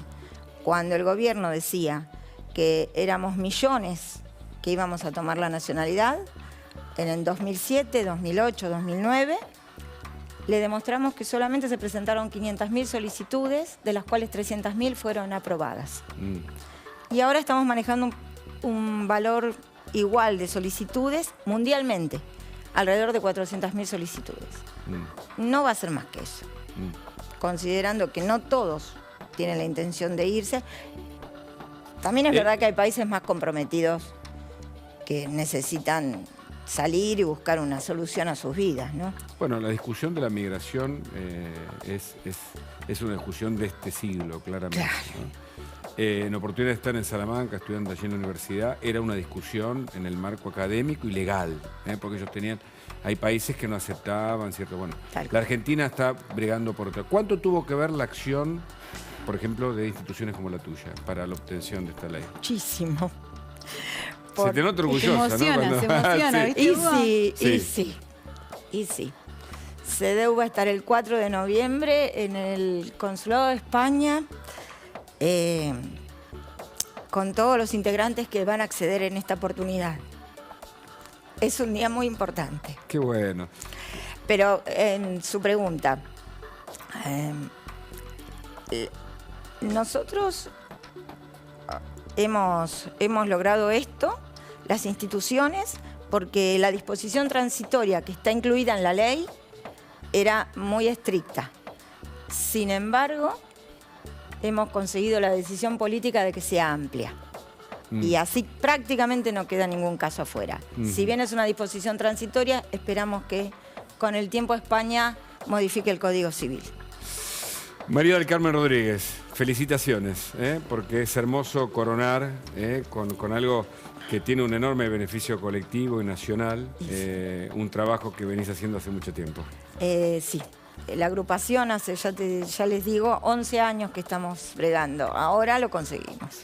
Muchas gracias. A ustedes, buenas tardes. Tenemos mucho más, información aquí en La Nación Más en esta tarde. Bueno, seguimos acá en Más Info a la tarde. Bueno, como verán, no está ni Paulino ni Leonora. Y Leonora está viajando a Brasil, va a cubrir las elecciones del domingo. Allí va a contarnos cómo puede impactar además las elecciones en las que aparentemente puede haber un ganador que es Lula. 6 puntos marcan casi todas las encuestas de diferencia sobre Bolsonaro. Cómo puede impactar a la Argentina. Pero bueno, Lourdes tiene mucha información judicial, ya compartimos con ella en un ratito nada más. Pero nos vamos a Paraguay.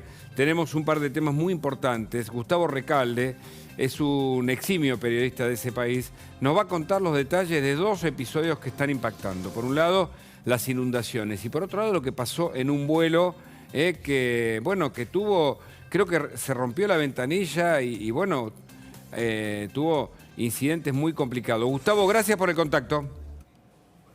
Hola Hugo, ¿cómo estás? Un saludo para vos, para todo el equipo de La Nación Más. Primero contarles que en Paraguay se ven muchísimo los programas de ustedes, tanto en tiempo real como cuando uno llega a casa y se pone a mirar los contenidos que bueno, hoy la tecnología permite alojar contenido y que la gente pueda mirar cuando tiene un poquito de tiempo. Son súper vistos en Paraguay, eso es lo primero que les quiero decir. Arranquemos por las inundaciones. Estamos teniendo días de muchas lluvias en Paraguay. No solo eso, llama mucho la atención. Paraguay es un país básicamente muy tropical, donde solemos bromear que existen solamente 2 estaciones, el verano y la estación del tren. Sin embargo, este año estamos teniendo días de mucho frío en plena primavera. Mira. Es más, hay pronóstico de frío para el mes de diciembre, que ya es verano en Paraguay, y también días de mucha lluvia, ¿verdad? Y cuando llueve hay mucha preocupación porque la deficiencia de infraestructura en Asunción, que es la capital, y en alrededores, hace que en minutos las ciudades se llenen de mucha agua, ¿verdad? Tremendo, ¿no? Las imágenes que acompañan e ilustran lo que vos contás demuestran, ¿no? Una cantidad de lluvia que es lo contrario de lo que pasa en la Argentina. ¿Y esto está teniendo consecuencias en todo el país?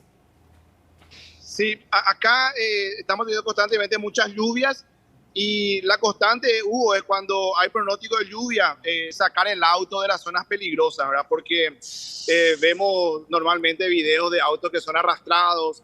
Hemos tenido víctimas también que lamentar en estos días de mucha lluvia. Y a lo que nos limitamos a señalizar las zonas peligrosas, ¿verdad? Más que intentar arreglar el problema de infraestructura, que es un problema muy, muy viejo y también muy complejo. ¿Y el gobierno que está señalando cuáles son las acciones para paliar esta situación de emergencia?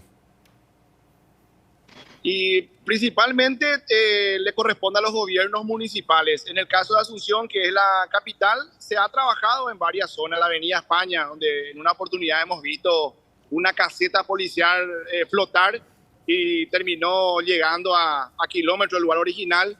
Y hoy en día la Avenida Molas López, que es una zona residencial que se está prácticamente rehaciendo la avenida, ya es el lugar donde ustedes habrán visto el hijo de un senador se había aferrado a un árbol para no ser arrastrado en uno de los últimos raudales y le salvó un guardia de seguridad. El chico de 11 años se abrazó a un árbol para no terminar siendo arrastrado por las aguas y un guardia de seguridad que trabajaba en la zona le vio, le salvó la vida y posteriormente la familia del senador le regaló una casa, ¿verdad? Que fue un caso muy mediático en Paraguay. Claro. Cuando hay pronóstico de lluvia hay mucha preocupación acá.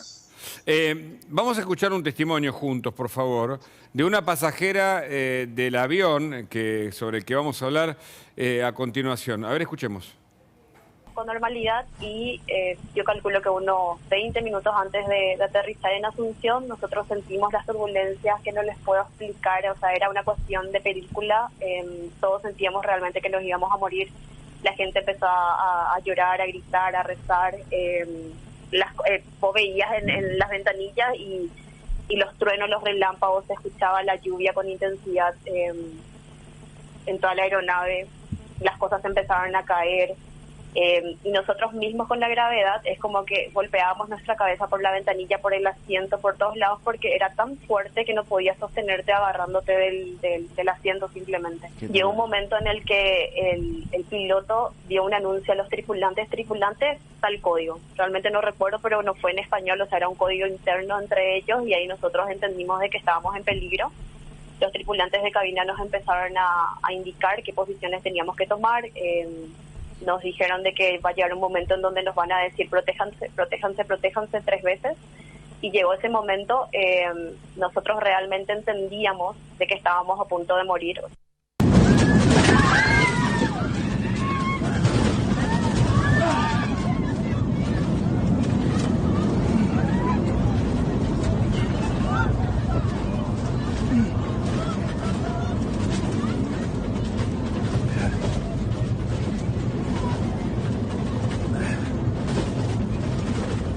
Bueno, qué momento, ¿eh? Un momento, la verdad que límite, ¿eh? La gente ahí arriba, mirá cómo quedó la punta del avión, además, ¿no? Tremendo. Acá recordarás, Hugo, que acá también hubo un avión de Aerolíneas Argentinas que hace unos días atrás tuvo 12 pasajeros heridos luego de también pasar una turbulencia. Exactamente, pero esta parece ser aún más grave. Gustavo, ¿está vinculado con esta situación climática que se vive en la superficie con las inundaciones? Sí. Claro que sí, ayer era un día con pronóstico de lluvia, de hecho ese avión salió de Santiago de Chile, tenía que llegar a Asunción a las 5 de la tarde, el avión se cerró, por lo tanto tuvo que desviar a unos 400 kilómetros de acá a la ciudad fronteriza de Brasil, Foz de Iguazú, que está en el estado de Paraná. Increíblemente, en primer término el aeropuerto estaba cerrado, tuvieron que desviar, pero lo que resulta increíble, Hugo, es que ese avión haya retomado el vuelo a eso de las 10 de la noche, 10:30, porque tenemos 30 minutos de vuelo de Foz de Iguazú a Asunción. Cuando acá estaba lloviendo torrencialmente, se había retomado la intensidad de la tormenta, en el medio del camino había granizos. Nosotros le consultábamos hoy en radio a Douglas Cubillas, que es el director de aeropuertos, y él decía, una vez que el aeropuerto está abierto, el que toma la decisión de venir o no es el piloto. ¿Y es cierto que dijo que era una lluviecita, que el piloto señaló que era algo menor? Sí. Y bueno, probablemente cuando ellos salieron era una lluviecita. Lo que pasa es que él ya estaba al tanto que a mitad de camino se iba a encontrar con una tormenta muy intensa.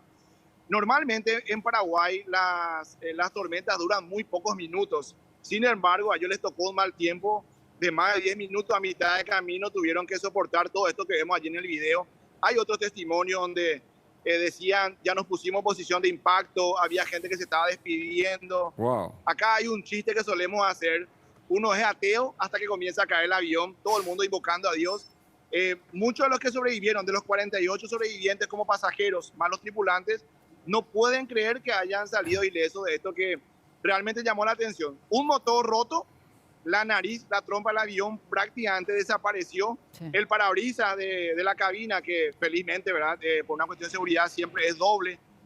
Un lado del parabrisas completamente roto también. Y para muchos, una irresponsabilidad criminal o casi criminal del piloto. Y para otros, como es un piloto muy conocido en Paraguay, decían, tuvo la pericia de sortear una tormenta. ¿Verdad? Yo no correría el riesgo, no sé qué opinan ustedes. No, es una locura. ¿Es un Boeing o es un avión más chico? ¿Es un Larjet o algo así? Es un Airbus 320, un avión relativamente para nuestro mercado mediano, Hugo. Nosotros somos un país con muy pocos vuelos. Es más, el año pasado celebramos haber llegado al 1 millón de pasajeros. Paraguay no es un país con mucho movimiento aeronáutico. Un avión mediano para nosotros. Un Airbus, sí. Que es un avión que utilizan la mayoría de las líneas, ¿no? No es un Boeing 737, que es un avión más grande, pero claro, ¿cómo quedó? Sin nariz y con mucha gente herida, calculo, ¿no? Finalmente. No, ningún herido. Sí, mucha gente que entró en estado de pánico. Tuvieron que actuar los paramédicos del aeropuerto. Es más, está el testimonio de Paula Tomen, que es una ex modelo paraguaya, ex conductora de televisión, que hoy vive en Chile, que venía a Asunción para visitar a sus familiares, donde ella no puede creer que hayan salido ilesos por la gravedad de las turbulencias. Hay que explicar que como Paraguay, como Asunción está en un llano, para nosotros es muy poco conocido o muy poco conocida la posibilidad de pasar por una turbulencia. No es lo mismo que hay tramos que prácticamente es una costumbre pasar por turbulencia como esta, ¿verdad? Muchas gracias, Gustavo Recalde. Informe muy completo. Te mando un abrazo. Gracias, Hugo, a todo el equipo y bueno, el gusto es mío de poder compartir con ustedes. Muchas gracias. Muy amable, hasta luego.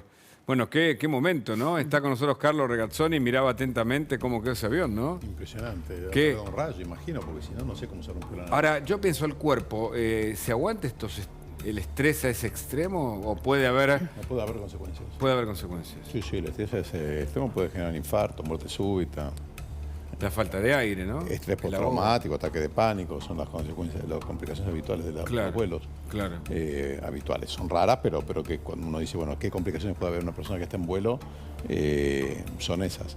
Me impresionó la destrucción de la nariz. Yo imagino que le ha pegado un rayo, si no, no sé cómo se rompe eso. Es cierto. Porque... No, y sobre todo que no haya habido heridos, porque, que no haya habido heridos. Como decía, en el vuelo de Aerolíneas Argentinas hubo 2 heridos y no terminó con la destrucción que tuvo este avión. Yo no sé, no llegué a preguntarle, me lo olvidé, por el tema del cinturón de seguridad, porque en el de Aerolíneas sé que había gente sin cinturón y fueron los que rebotaron. Estos me parece que estaban más advertidos tal vez, pero bueno, una señora, la víctima de los golpes, decía que rebotaban contra el techo también. Sí, yo pasé una turbulencia bastante fea una vez y no me olvido más. Muy fuerte. Un avión chiquito que... Sí. Lo que me llama la atención es la rotura. O sea, van mirando el radar y se encuentra con ese foco de tormenta, que es como lo vemos, y saben que o pasan o pasan. Hay aviones que vuelan a 5.000 metros que tienen que enfrentarlo, porque a 10.000, que vuelan los Boeing sobre todo, ya es más, las tormentas entiendo que van, por lo poco que sé, entiendo que van por debajo, es menos probable, pero no sé en este caso, pero también vivimos en un momento muy complicado a nivel de las catástrofes y todo lo que está pasando. Vayamos a lo nuestro, que también, yo no sé si es una catástrofe, pero claramente es una crisis del sistema de salud. Cristina Fernández en su momento había dicho que algo había que hacer con el sistema. Mientras tanto, las prepagas que quieren alcanzar a la inflación aumentan, y aún así dice que están por detrás y con un servicio... Sí, le respondían a Cristina, de hecho. Le respondían a Cristina y con un servicio cada vez más defectuoso. ¿Es así? Bueno, es un gran problema. Yo te he escuchado varias veces a vos hablar de esto, incluso citar lo que dijo la expresidenta al respecto. Lo cierto es que aumentaron las prepagas y esto se siente en el bolsillo. ¿Qué dicen los dueños de las prepagas, los empresarios? Que están perdiendo afiliados. En este momento hay una caída de la cantidad de afiliados. Sí. Ustedes saben que si la cantidad de afiliados cae, esto es un sistema asegurador, si la base cae, primero que hay gente que se queda sin cobertura, por un lado, y por el otro, evidentemente, la prepaga deja de tener sustentabilidad económica. Una mención respecto a que estamos por encima de la inflación. Yo creo que eso es incorrecto, o sea, si uno toma el año, sí, pero hace 2 años que había un fuerte retraso en cuanto a la inflación. Bueno, yo escuché a Velocopit decir que en el 2021 perdieron dinero. Básicamente. Y que en este 2022 no están perdiendo, pero que para empatarle, por ejemplo, a los servicios con mejor calidad, no llegan por el desfasaje y por las paritarias y todo lo que implica eso es la inversión en punto salud. que estás tomándolo. Acá hay dos tipos de bienes. Hay bienes que son importados, que se usan muchísimo en el sector salud y que no tienen reemplazo, y después los bienes nacionales. Y después están los servicios. El gran gasto de los sistemas de salud es el honorario médico y los salarios de los trabajadores. Eso está por el piso. O sea, es inadmisible. Reitero, una consulta médica hoy no compra 1 kilo de pan. Una locura. Eso no se puede sostener más. De hecho, y hay un deterioro indudable porque los médicos se van, todas las cartillas están perdiendo prestadores, por eso la gente lo que dice es, me cuesta más conseguir un turno. Por el otro lado, después de la pandemia, quedó una indudable aumento de la necesidad de salud. La gente está usando más servicios de salud. Primero porque el COVID dejó a muchas personas con secuelas respiratorias, cardíacas y de salud mental. Eso, obviamente, está requiriendo el médico. Y después porque durante la cuarentena se hicieron muchísimos menos tratamientos también preventivos. Por ejemplo, cayó 90% de la cantidad de colonoscopías. ¿Ah, sí? Durante la pandemia. Claro, bueno, la gente no quería ni saber de los hospitales para no contagiarse. Y además los hospitales, por el tema de que se reconvirtieron a atender solo pacientes con COVID, no querían ocupar camas en la eventual complicación que podía ser una colonoscopía. Todo esto nos llevó a la situación actual. La situación actual, las prepagas son una partecita del problema. Las obras sociales tienen otro gran problema, ni hablar del sector público que está realmente sufriendo muchísimo. La pobreza agrava aún más la demanda y después tenemos el gran inconveniente que hay que recalcarlo porque eso, y esto es un mensaje para todos, ¿no? Hay que resolverlo. Los médicos y enfermeros, el personal, el trabajador de la salud no puede estar ganando lo que está ganando. Que además generó un reclamo, aquí en la ciudad también, por la insatisfacción en los salarios. Creo que un médico trabajando no sé cuántas horas semanales estaba en 130.000 pesos. Bueno, claro, un residente que trabaja 90 horas semanales, entre 85 y 90 horas semanales. Pensemos lo siguiente. En este momento las residencias, no se cubrieron residencias esenciales. Terapia intensiva, pediatría, clínica médica. Por supuesto se cubrieron algunas especialidades. Ahora, Doc, si se aumentan tanto las prepagas, ¿no? Para nuestro bolsillo, al menos. ¿Por qué a los prestadores le pagan tan poco? Porque a mí me ha pasado de varios médicos que yo tenía en mi cartilla que me atendían y que un día para el otro me dijeron, mira, Lourdes, dejamos de atender por, la prepaga que yo tengo, ¿no? Porque nos pagan 450 pesos por la consulta, suponte. Sí. Sí, bueno, de hecho, te decía, 1 kilo de pan. O sea, no. Yo en el Mar del Plata, una docena de churros de Manolo cuesta 1.200 pesos. Claro, pero por un lado, a mí me están cobrando una fortuna, porque yo aparte tengo un plan alto, gracias a Dios lo puedo pagar, y por otro lado, a mí cada vez me dan menos servicios las prepagas. Claro. A ver si el diagnóstico o la descripción es válida. Cuando el sistema público empieza a deteriorarse, la gente, en vez de excepcionalmente ir al sistema privado, va por una necesidad. Buen punto, sí, estás no mencionando. Muy importante lo que estás diciendo. Bueno, entonces el sistema privado de prepaga tampoco tiene la capacidad, porque no es un sistema público.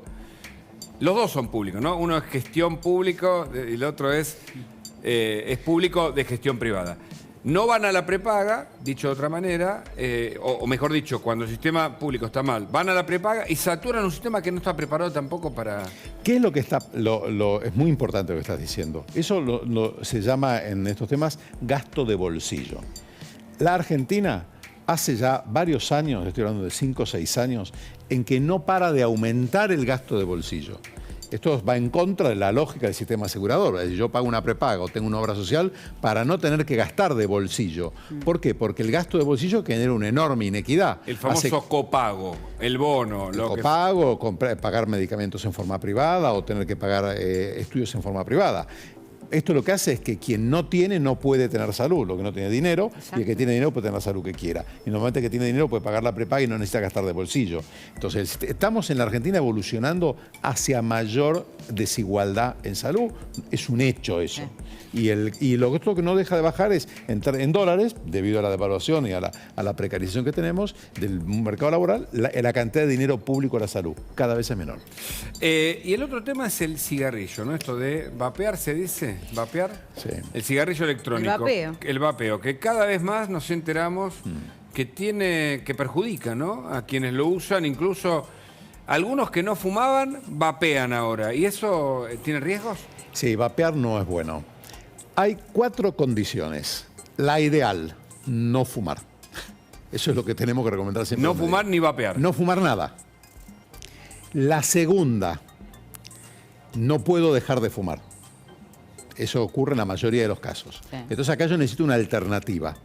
Y ahí están los parches de nicotina, una eficacia que han demostrado ser no muy alta. Pero ¿no han resultado? No, resultan poco. El problema es que la nicotina es súper adictiva. O los chicles también. Y después está 2 tipos de cigarrillos electrónicos. Este que vemos en la pantalla, cigarrillos que no tienen marca y que hacen combustión con unos líquidos que ustedes lo están viendo ahí. Eso no tiene ningún tipo de control. Están prohibidos en nuestro país. De hecho, además. eso es muy negativo. Hay enfermedades pulmonares gravísimas asociadas a esos cigarrillos. Y después hay otro tipo de cigarrillos electrónicos que hoy en día lo están haciendo las propias empresas que fabrican cigarrillos. O sea, la empresa que fabrica cigarrillos dice, el cigarrillo es muy tóxico, provoca cáncer y provoca enfermedad cardiovascular, principal factor de riesgo de cáncer de pulmón y para muerte por cardiovascular. Entonces, ahora están utilizando unas plataformas electrónicas para quien no puede dejar de fumar, por lo menos bajan mucho su riesgo, que no es esto. Lo que hacen es calentar tabaco. Y el calentamiento del tabaco genera vapor de agua y un sabor a cigarrillo y una dosis de nicotina que permite combatir la ansiedad que provoca la deprivación y por lo menos no tiene toda la toxicidad del cigarrillo. Lo que se ha demostrado es que lo mejor es no fumar. Ahora, lo peor es fumar cigarrillos. En el medio está lo que no hay que hacer, que es el cigarrillo electrónico sin marca o que combustiona líquidos, y lo que se está viendo como una solución intermedia, temporaria, hacia que la persona deje de fumar, son los cigarrillos electrónicos que lo que hacen es calentar tabaco verdadero y que esos tienen mucha menos toxicidad que el cigarrillo. Hablemos desde el punto de vista médico. Quienes dejan de fumar, ¿lo hacen por un acto de voluntad? ¿Y eso alcanza? Porque hay otros que uno dice, mira, esta persona tiene mucha voluntad, pero no ha podido con el cigarrillo. ¿Qué pasa ahí con eso? El cigarrillo tiene 2 tipos de sustancias, la nicotina y después toda una familia de sustancias que son... La nicotina es adictiva y tiene efectos cardiovasculares directos. Cambia la frecuencia cardíaca, activa el sistema autonómico, eso la persona puede tener náusea, puede tener vómitos, debido a los efectos de la nicotina. Y después los otros productos del cigarrillo. Los otros productos del cigarrillo lo que hacen es producen aterosclerosis, que tapa las arterias del corazón, del cuello, del cerebro, de las piernas y también a veces de los dedos, sobre todo los de los pies, y provocan cáncer de pulmón. Esto es muy grave. La persona que deja de fumar, normalmente lo que le pasa es que vuelve a fumar, porque la dependencia se la provoca la nicotina. Entonces, ¿cuál es la tendencia actual de la salud? Tratar de quitar todos los otros tóxicos, dejar la nicotina y después levemente administrar nicotina, que no es tan mala como los otros tóxicos, y lo que hace es que la persona vaya perdiendo la dependencia a la nicotina gradualmente. El problema es cómo se entrega nicotina. Se puede entregar con parches o con chicles y se puede entregar de forma electrónica, combustionando líquidos, que es el famoso vapeo, o calentando tabaco, que es estos productos que están incluso aprobados por la FDA, que reitero, no son lo ideal, porque lo ideal es no fumar, pero que son mucho mejor que el vapeo y obviamente mucho mejor que fumar cigarrillo, que es lo peor de todo. Carlos, una explicación como siempre, espléndida, magistral de tu parte. Muchas gracias por tu visita. Un gusto. Como siempre. Bueno, nos vamos al Senado. Allí está Carla Ricciotti con información muy importante. Carla, buenas tardes. tal, Hugo? Buenas tardes. Bueno, nos movimos aquí al Senado, donde se está llevando adelante una sesión que se ha pedido en el día de ayer. Salió prácticamente a última hora de la tarde el aviso de que hoy se iba a realizar esta sesión aquí en el Senado, sin la presencia de Cristina Fernández de Kirchner. No estuvo presente hoy, recordemos, es el aniversario de la muerte de Néstor Kirchner. Aquí en el Senado hubo varios homenajes, hubo palabras al respecto, pero ella no está. La que está presidiendo la sesión en estos momentos es la senadora Claudia Abdala, y acá lo que se van a tratar son temas que prácticamente ya están todos acordados, ¿no? Temas que vienen la mayoría ya aprobados con media sanción desde la Cámara de Diputados, como es la expropiación de Cromañón, que de hecho esperan que vengan muchos familiares también a presenciar esta segura aprobación de este proyecto, pero además también la prórroga del régimen, perdón que lo lea, de regulación, de regularización dominial, que es para barrios carenciados, para llevar mejoras a esos barrios, pero además para prorrogar los desalojos por lo menos 10 años. Recordemos que este proyecto trajo varias críticas cuando se aprobó allí en la Cámara de Diputados. Recordemos los tuits de Patricia Bullrich criticando la aprobación de este proyecto, dándole media sanción a este proyecto, que lo habían hecho además con apoyo prácticamente de toda la bancada, no solamente del oficialismo, sino también de la oposición. A ella no le había gustado nada, hubo varias voces que se levantaron también a manifestarse en contra de la aprobación de este proyecto, pero bueno, viene hoy acá al Senado y también seguramente se va a aprobar. En ese sentido, en la calle hubo una manifestación de diferentes organizaciones sociales, de organizaciones populares pidiendo, exigiendo justamente que se apruebe este proyecto también, que se le dé la otra media sanción que le falta en este caso aquí en la Cámara de Senadores. También lo que se va a tratar en el transcurso de esta tarde es la prórroga de las asignaciones específicas a industrias culturales. Sector que también se manifestó y algunos de ellos todavía quedan allí sobre la avenida Entre Ríos manifestándose también para pedir obviamente que se apruebe este proyecto. En general estos son los proyectos más destacados de lo que se va a tratar en la sesión de hoy, pero una sesión que está teñida básicamente, Hugo, por todo lo que es político, ¿no? Después de que se aprobara en la Cámara de Diputados el presupuesto y que saliera rápidamente este pedido de 4 diputados para postergar, para eliminar las PASO, en definitiva para que se trate aquí en el Congreso. Bueno, repercusiones políticas es lo que esperamos en el transcurso de la tarde también por parte de los senadores. Excelente, Carla, informe muy completo como siempre. Gracias. Volvemos con vos en instantes. Gracias a vos, hasta luego. Aquí seguimos con más Info a la Tarde, junto a Lourdes Marchese y por supuesto a todo este equipo de La Nación Más. Hay mucha información, un ratito hablamos con Rosendo Fraga, porque claro, la política se impone por el tema de las PASO. Finalmente van a sacar las PASO, es un datazo que vamos a conocer en los días que vienen. Hay distintos proyectos, uno ya fue presentado en diputados.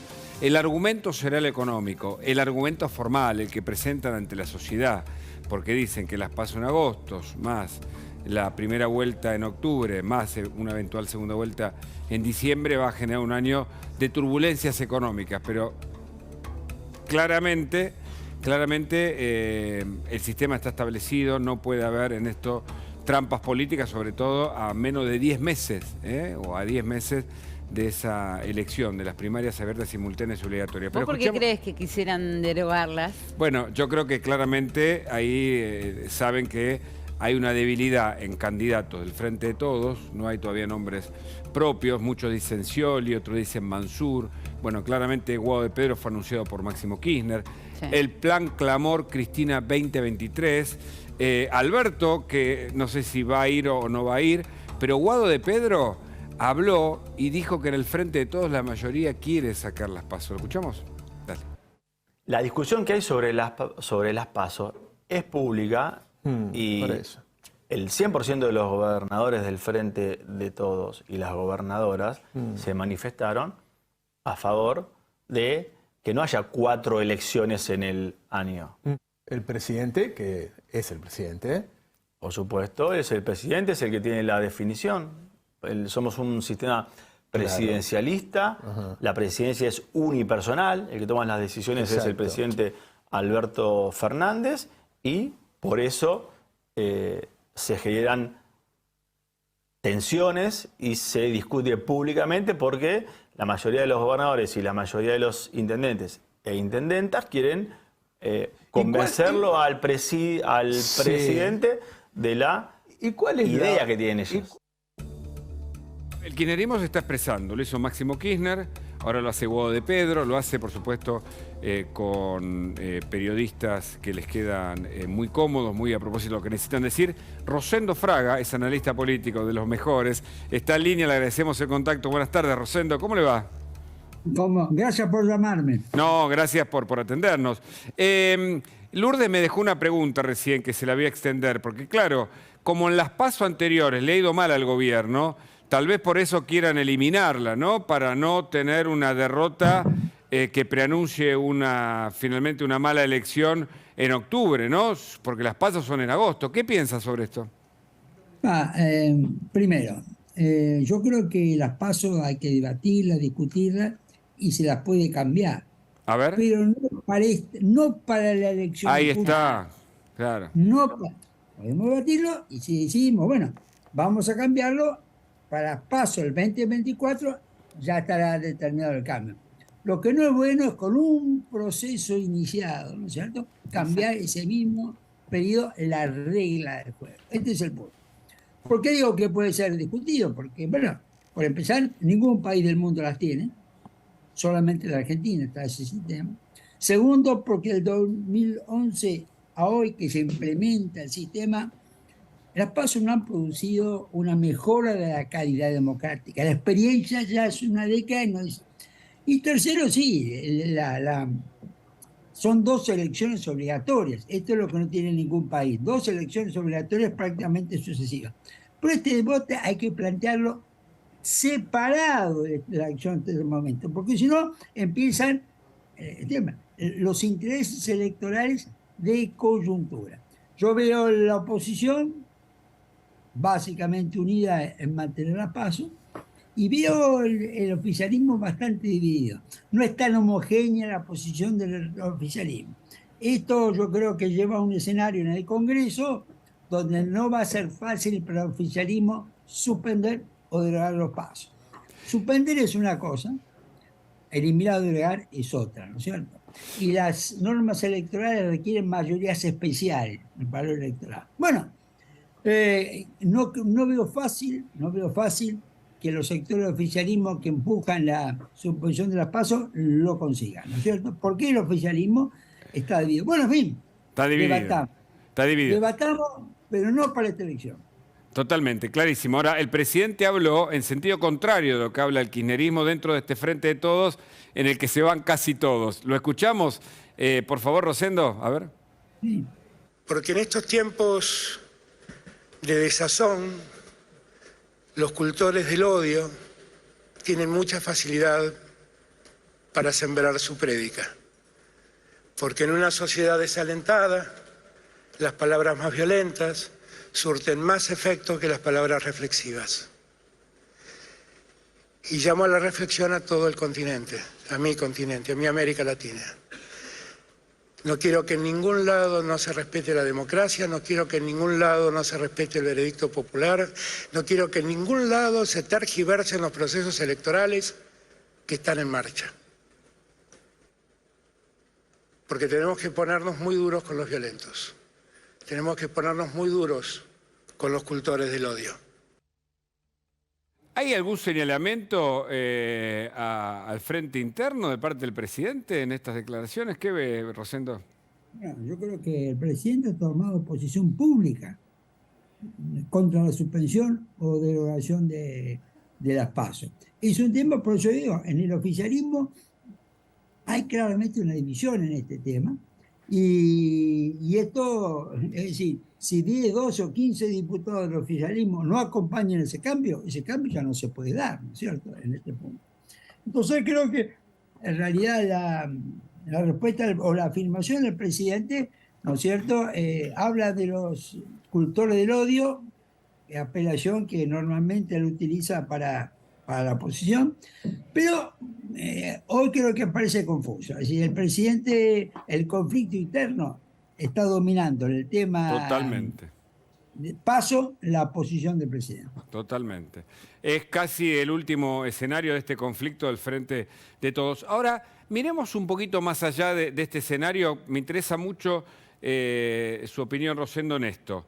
Ayer hablaba con alguien importante de la oposición y me decía, ojo, porque no es que el gobierno ya perdió las elecciones. Mirá, y me empezó a sacar las cuentas provincia por provincia. En el Chaco probablemente gane el oficialismo. En Formosa, lo mismo. Y empezó a repasar provincias del norte y me terminó diciendo, y guarda con la provincia de Buenos Aires, que en el peor momento de la pandemia hicieron 40 puntos. Es decir, que no están todas las cartas echadas sobre una alternancia electoral en el 2023. ¿Qué ve usted? No, totalmente de acuerdo. Es decir, un año para la elección presidencial, que va a ser el 22 de octubre del año que viene. Un año. Ahora, cualquier proceso electoral que veamos en el mundo en los últimos meses, un año es imprevisible. 2 meses, un mes, la situación esto es lo que tiene claro. Pero yo creo que el punto más que la suma provincial, prácticamente el 80% de las provincias van a adelantar la fecha de elecciones. Bueno. No lo va a hacer la provincia de Buenos Aires. O sea que esas cuentas yo creo que son cuentas en realidad más vinculadas a las elecciones provinciales. Pero el punto es el siguiente. Primero, nuestro sistema electoral. Si tuviéramos el balotaje clásico de Francia, Brasil, Uruguay, Chile, Colombia, Perú, etc., que hay que sacar 50% para ganar en la primera vuelta, yo diría, con ese sistema prácticamente el oficialismo no tiene chance. Pero con este sistema en particular, donde sacando 40 y teniendo 10 puntos de ventaja sobre el segundo, ya se gana la primera vuelta, esto es lo que te cuenta, porque la oposición está dividida. Si la oposición estaría unida, digo, 40 contra 50, Bueno, claro, es interesante. Cautela, ¿no es cierto? Es decir, si tuviera una oposición unida, totalmente. Bueno. Creo que el problema va a ser Milei, ¿no es cierto?, en este tema de la oposición. Bueno, y antes de meterme con Milei, sobre eso quiero preguntarle, también el comentario que me gustó por la metáfora, me dice, lo que pasa que Juntos por el Cambio, muchos están poniendo el traje antes de saber si ganaron, se están probando a ver qué... Y esto también genera, en el medio de los egos y todo lo que ya sabemos de declaraciones antisonantes, etcétera, genera, me parece, de cara a la ciudadanía, hasta desconfianza, diría, ¿o no? A ver, primero, la lucha de candidaturas ha adquirido en la oposición tal grado de intensidad y prioridad porque se da por descontado que se gana. Y esto no es así. Claro. Se puede ganar o perder. Ninguna elección está asegurada. Y si no está asegurada, hay que darle menos prioridad a las candidaturas. Y más prioridad a la estrategia política, la estrategia frente a la población para ganar la elección. Y el otro tema de un último estudio, yo creo que es de Holmer, pero no quiero equivocarme, en todo caso, sí es un estudio que se publicó incluso en los principales diarios, es que el kirchnerismo estaba alrededor del 30, hasta alrededor del 38, 40 estaba la oposición, los dos en decrecimiento, y el único que crecía entre el 20 y el 22 era Milei. Ese es un fenómeno también de, en general, el outsider que crece en el marco del descontento social con los unos y con los otros, ¿o no? Bueno, sí, yo diría que un poco más preciso del outsider, porque Milei hace una definición muy clara, muy clara. Dice, yo soy Trump en el mundo, Bolsonaro en la región, Menem en la Argentina. ¿Es cierto? Es decir, yo te digo, en realidad Milei representa hoy en la política argentina ese tipo de expresiones de una derecha, de un populismo de derecha, por el nombre que está adquiriendo cada vez más fuerza en el mundo. Esto es muy distinto, por ejemplo, a un planteo con una propuesta como la de Horacio Rodríguez Larreta, que se plantea en lo que es históricamente un centro. Claro. Y un Macri que comienza a darse cuenta que parte de su electorado ha girado más a la derecha. Claro, claro. Claro. Ahora, sigo pensando en ese escenario. 38-40 la oposición, 20 Milei, 20-22 y 30 que dicen puede llegar a 35 con algún plan platita el oficialismo. Finalmente, en una segunda vuelta, ¿uno imagina que el voto Milei va a la oposición o no es tan así? Porque ese 20% es el que también votó Alberto y le permitió ganar a la presidencia, más o menos, ¿no? Yo creo que mayoritariamente el voto de Milei va a la oposición. Correcto. Yo creo que lo que vaya al oficialismo es muy poco. Ahora, ¿cuál es el punto acá? Hay que ver también. ¿Se puede obtener 40% con una economía difícil, como sería el caso? Bueno, recordemos, Macri sacó el 41% con una economía difícil. Y Ángelos, muy atrás en el tiempo, candidato del radicalismo, obtuvo 38% en la hiperinflación. ¡Wow! Cuidado. Qué buenos datos, Rosendo, para recordar, tener presente. No es imposible, aún con economía difícil.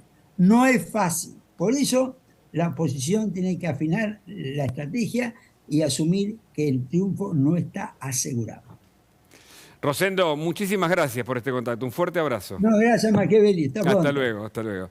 Bueno, interesante escucharlo a Rosendo, ¿no? Porque tiene además la mirada histórica, no solo la foto. Esto es una gran película. Ahora, hablando de películas, hay varias, ¿no? Que pueden ser de Netflix, de la justicia. ¿Por cuál querés comenzar, no? Fíjate que tenés título, ¿no? La de los copitos es una. Bueno, Revolución Federal, viste que mencionábamos hoy a Revolución Federal, ya fijaron fecha para la semana próxima. Viste que la semana pasada fueron detenidos en el marco de esta investigación que lleva adelante el juez Marcelo Martínez de Giorgi y el fiscal Gerardo Policita. Te hago una pregunta a vos que seguís la lectura de estas causas. ¿Hay elementos, a priori desde acá, de nuestro trabajo periodístico, hay elementos probatorios inicialmente para acusarlos de, digamos, no sé si de sedición, no sé exactamente cuáles son? En el caso de Revolución Federal, lo que planteó el fiscal Gerardo Policita es la incitación a la violencia colectiva y el temor fundado porque para imponer sus ideas. Correcto. ¿Por la fuerza o por el temor? Me refiero a la figura de prisión preventiva en este caso, ¿no? A ver, hoy todavía no tienen una prisión preventiva porque no tienen un procesamiento. Correcto. Están con una detención. Ellos prolongada, ¿no?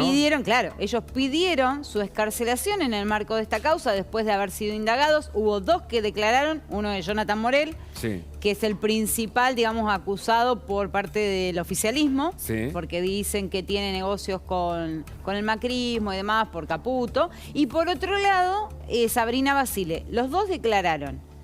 Los otros dos decidieron no declarar. Bueno, pero los cuatro apelaron pidieron la excarcelación. Su detención. Se la rechazó el sábado a última hora el juez Marcelo Martínez de Giorgi a pedido del fiscal Policita porque dijo que había riesgos procesales, porque podían apretar a testigos o la investigación seguía y entorpecerla. Y en ese caso, ahora apelaron esa decisión. La Cámara Federal los convocó a todos para el 1 de noviembre, previo a resolver si hace lugar. Por lo tanto, van a seguir detenidos toda esta semana. Correcto. Al menos. Ahora, también quiero tu mirada porque la reaparición de Estiuso, teniendo en cuenta todo su derrotero en el ámbito de la entonces CIDE, la AFI, el hombre que manejó la contrainteligencia, bueno, ya sabemos el valor político que ha tenido Estiuso en la Argentina en los últimos años. Sí, recordemos que fue eyectado por Cristina Fernández de Kirchner en el 2014 y después de eso viene la denuncia que hace el fiscal Alberto Nisman y bueno, lo que sabemos, ¿no? ¿Alguna sospecha de lo que puede declarar o por qué reaparece en esta escena pública y también judicial, por supuesto? Mira, a todos nos llamó la atención que Jaime Estiuso haya reaparecido a través de su abogado pidiendo justamente declarar. Él es testigo en esta investigación, no está imputado, eso hay que señalarlo. Ya había declarado en otras 3 oportunidades, la última fue en el año 2019 en el marco de esta investigación, pero bueno, ahora hay una expectativa muy grande para ver qué es lo que tiene para decirle a la justicia. Él dijo, yo tengo algunas cuestiones para mencionar que en su momento no había dicho y me gustaría que me llamen a testimoniar. Bueno, esto va a ocurrir. También va a ocurrir con otros 30 agentes que el fiscal Tayano va a llamar a declarar, como te decía antes. Así que bueno, hay que esperar a ver qué es lo que dice y qué es lo que nos enteramos nosotros, ¿no? Bueno, la última, ¿no? Lo de Racing, lo de Copetti, las banderas, ahí tenés. Aparecieron pasacalles esta mañana. El jugador que no quiso patear el penal y ahora es acusado casi de un delito. Exactamente, y bueno, los acusan de todo, quisieron amedrentarlos con estos carteles. Lo cierto es que este es el comunicado de Racing Club, dice: a raíz de los pasacalles colocados en los accesos al estadio con mensajes agresivos e intimidatorios al plantel y cuerpo técnico, Racing Club repudia de manera absoluta el hecho, se solidariza con los afectados y ratifica su apoyo. Bueno, en ese sentido hubo 3 personas: Rodrigo de Anchoriz, de 24 años, Nicolás Mendonca, de 32, y David Jara, de 32, que fueron demorados por la justicia e identificados como las personas que colocaron esos pasacalles. Lourdes, muchas gracias. A vos, Hugo, hasta mañana. Bueno, seguimos en la Contienda de la Nación hasta mañana, Lourdes. Ya está Pablo Rossi, ahí lo saludamos, por supuesto. Hola, Pablo, buenas tardes. ¿Qué tal, Hugo? ¿Cómo te va? Qué gusto saludarte. Igualmente. Tema las PASO, ¿qué va a pasar? Van a dar la excusa de lo económico, ¿no? Como argumento fundamental de cara a la sociedad. Y me gustaría hacerte una pregunta, porque recién le decía a Rosendo Fraga que la oposición piensa, ojo que no está ganada la elección en el 2023. Hay provincia del norte, la provincia de Buenos Aires, donde con un poco de plan platita, el oficialismo todavía tiene el poder bajo control. ¿Qué pensás? Que el peronismo debilitado y pateado como un hormiguero puede estar dispuesto a hacer cualquier cosa para conservar el poder, recuperarlo o perder lo menos posible. Y malversar las reglas electorales ha sido un clásico.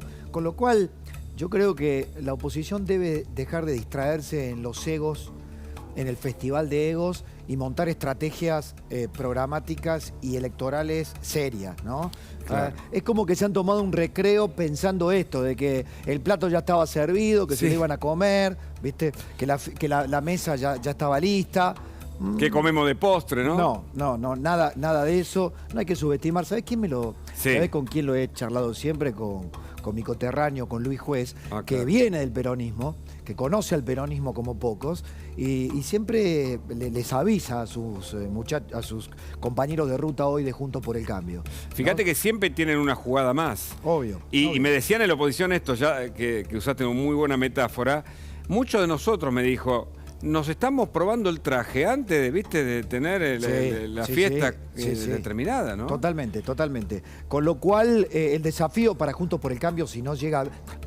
Primero hay que ver si juntan los votos, ¿no? Y sobre todo, Hugo, el poder de obstrucción de Alberto Fernández.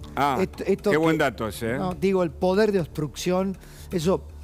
Bueno, puedo adelantar, retrasar, pero no derogar. A ver, si Alberto deroga las PASO o accede a derogar las PASO, listo, fue mucho peor de lo que hoy, digamos, del poder residual que le está quedando. Creo que el único poder real que le queda a Alberto Fernández es el de obstrucción, el de agravar las cosas.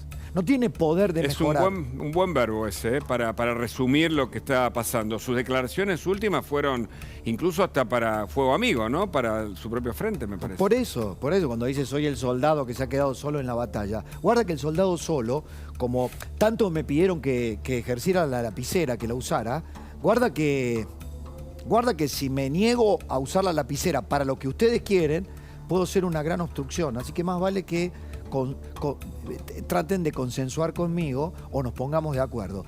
Y me parece que eso irrita particularmente mucho a Cristina. Lo de Guado de Pedro, lo de Máximo el otro día, el desfile de entrevistado de Roberto Navarro, todo tiene, me parece, una estrategia muy clara.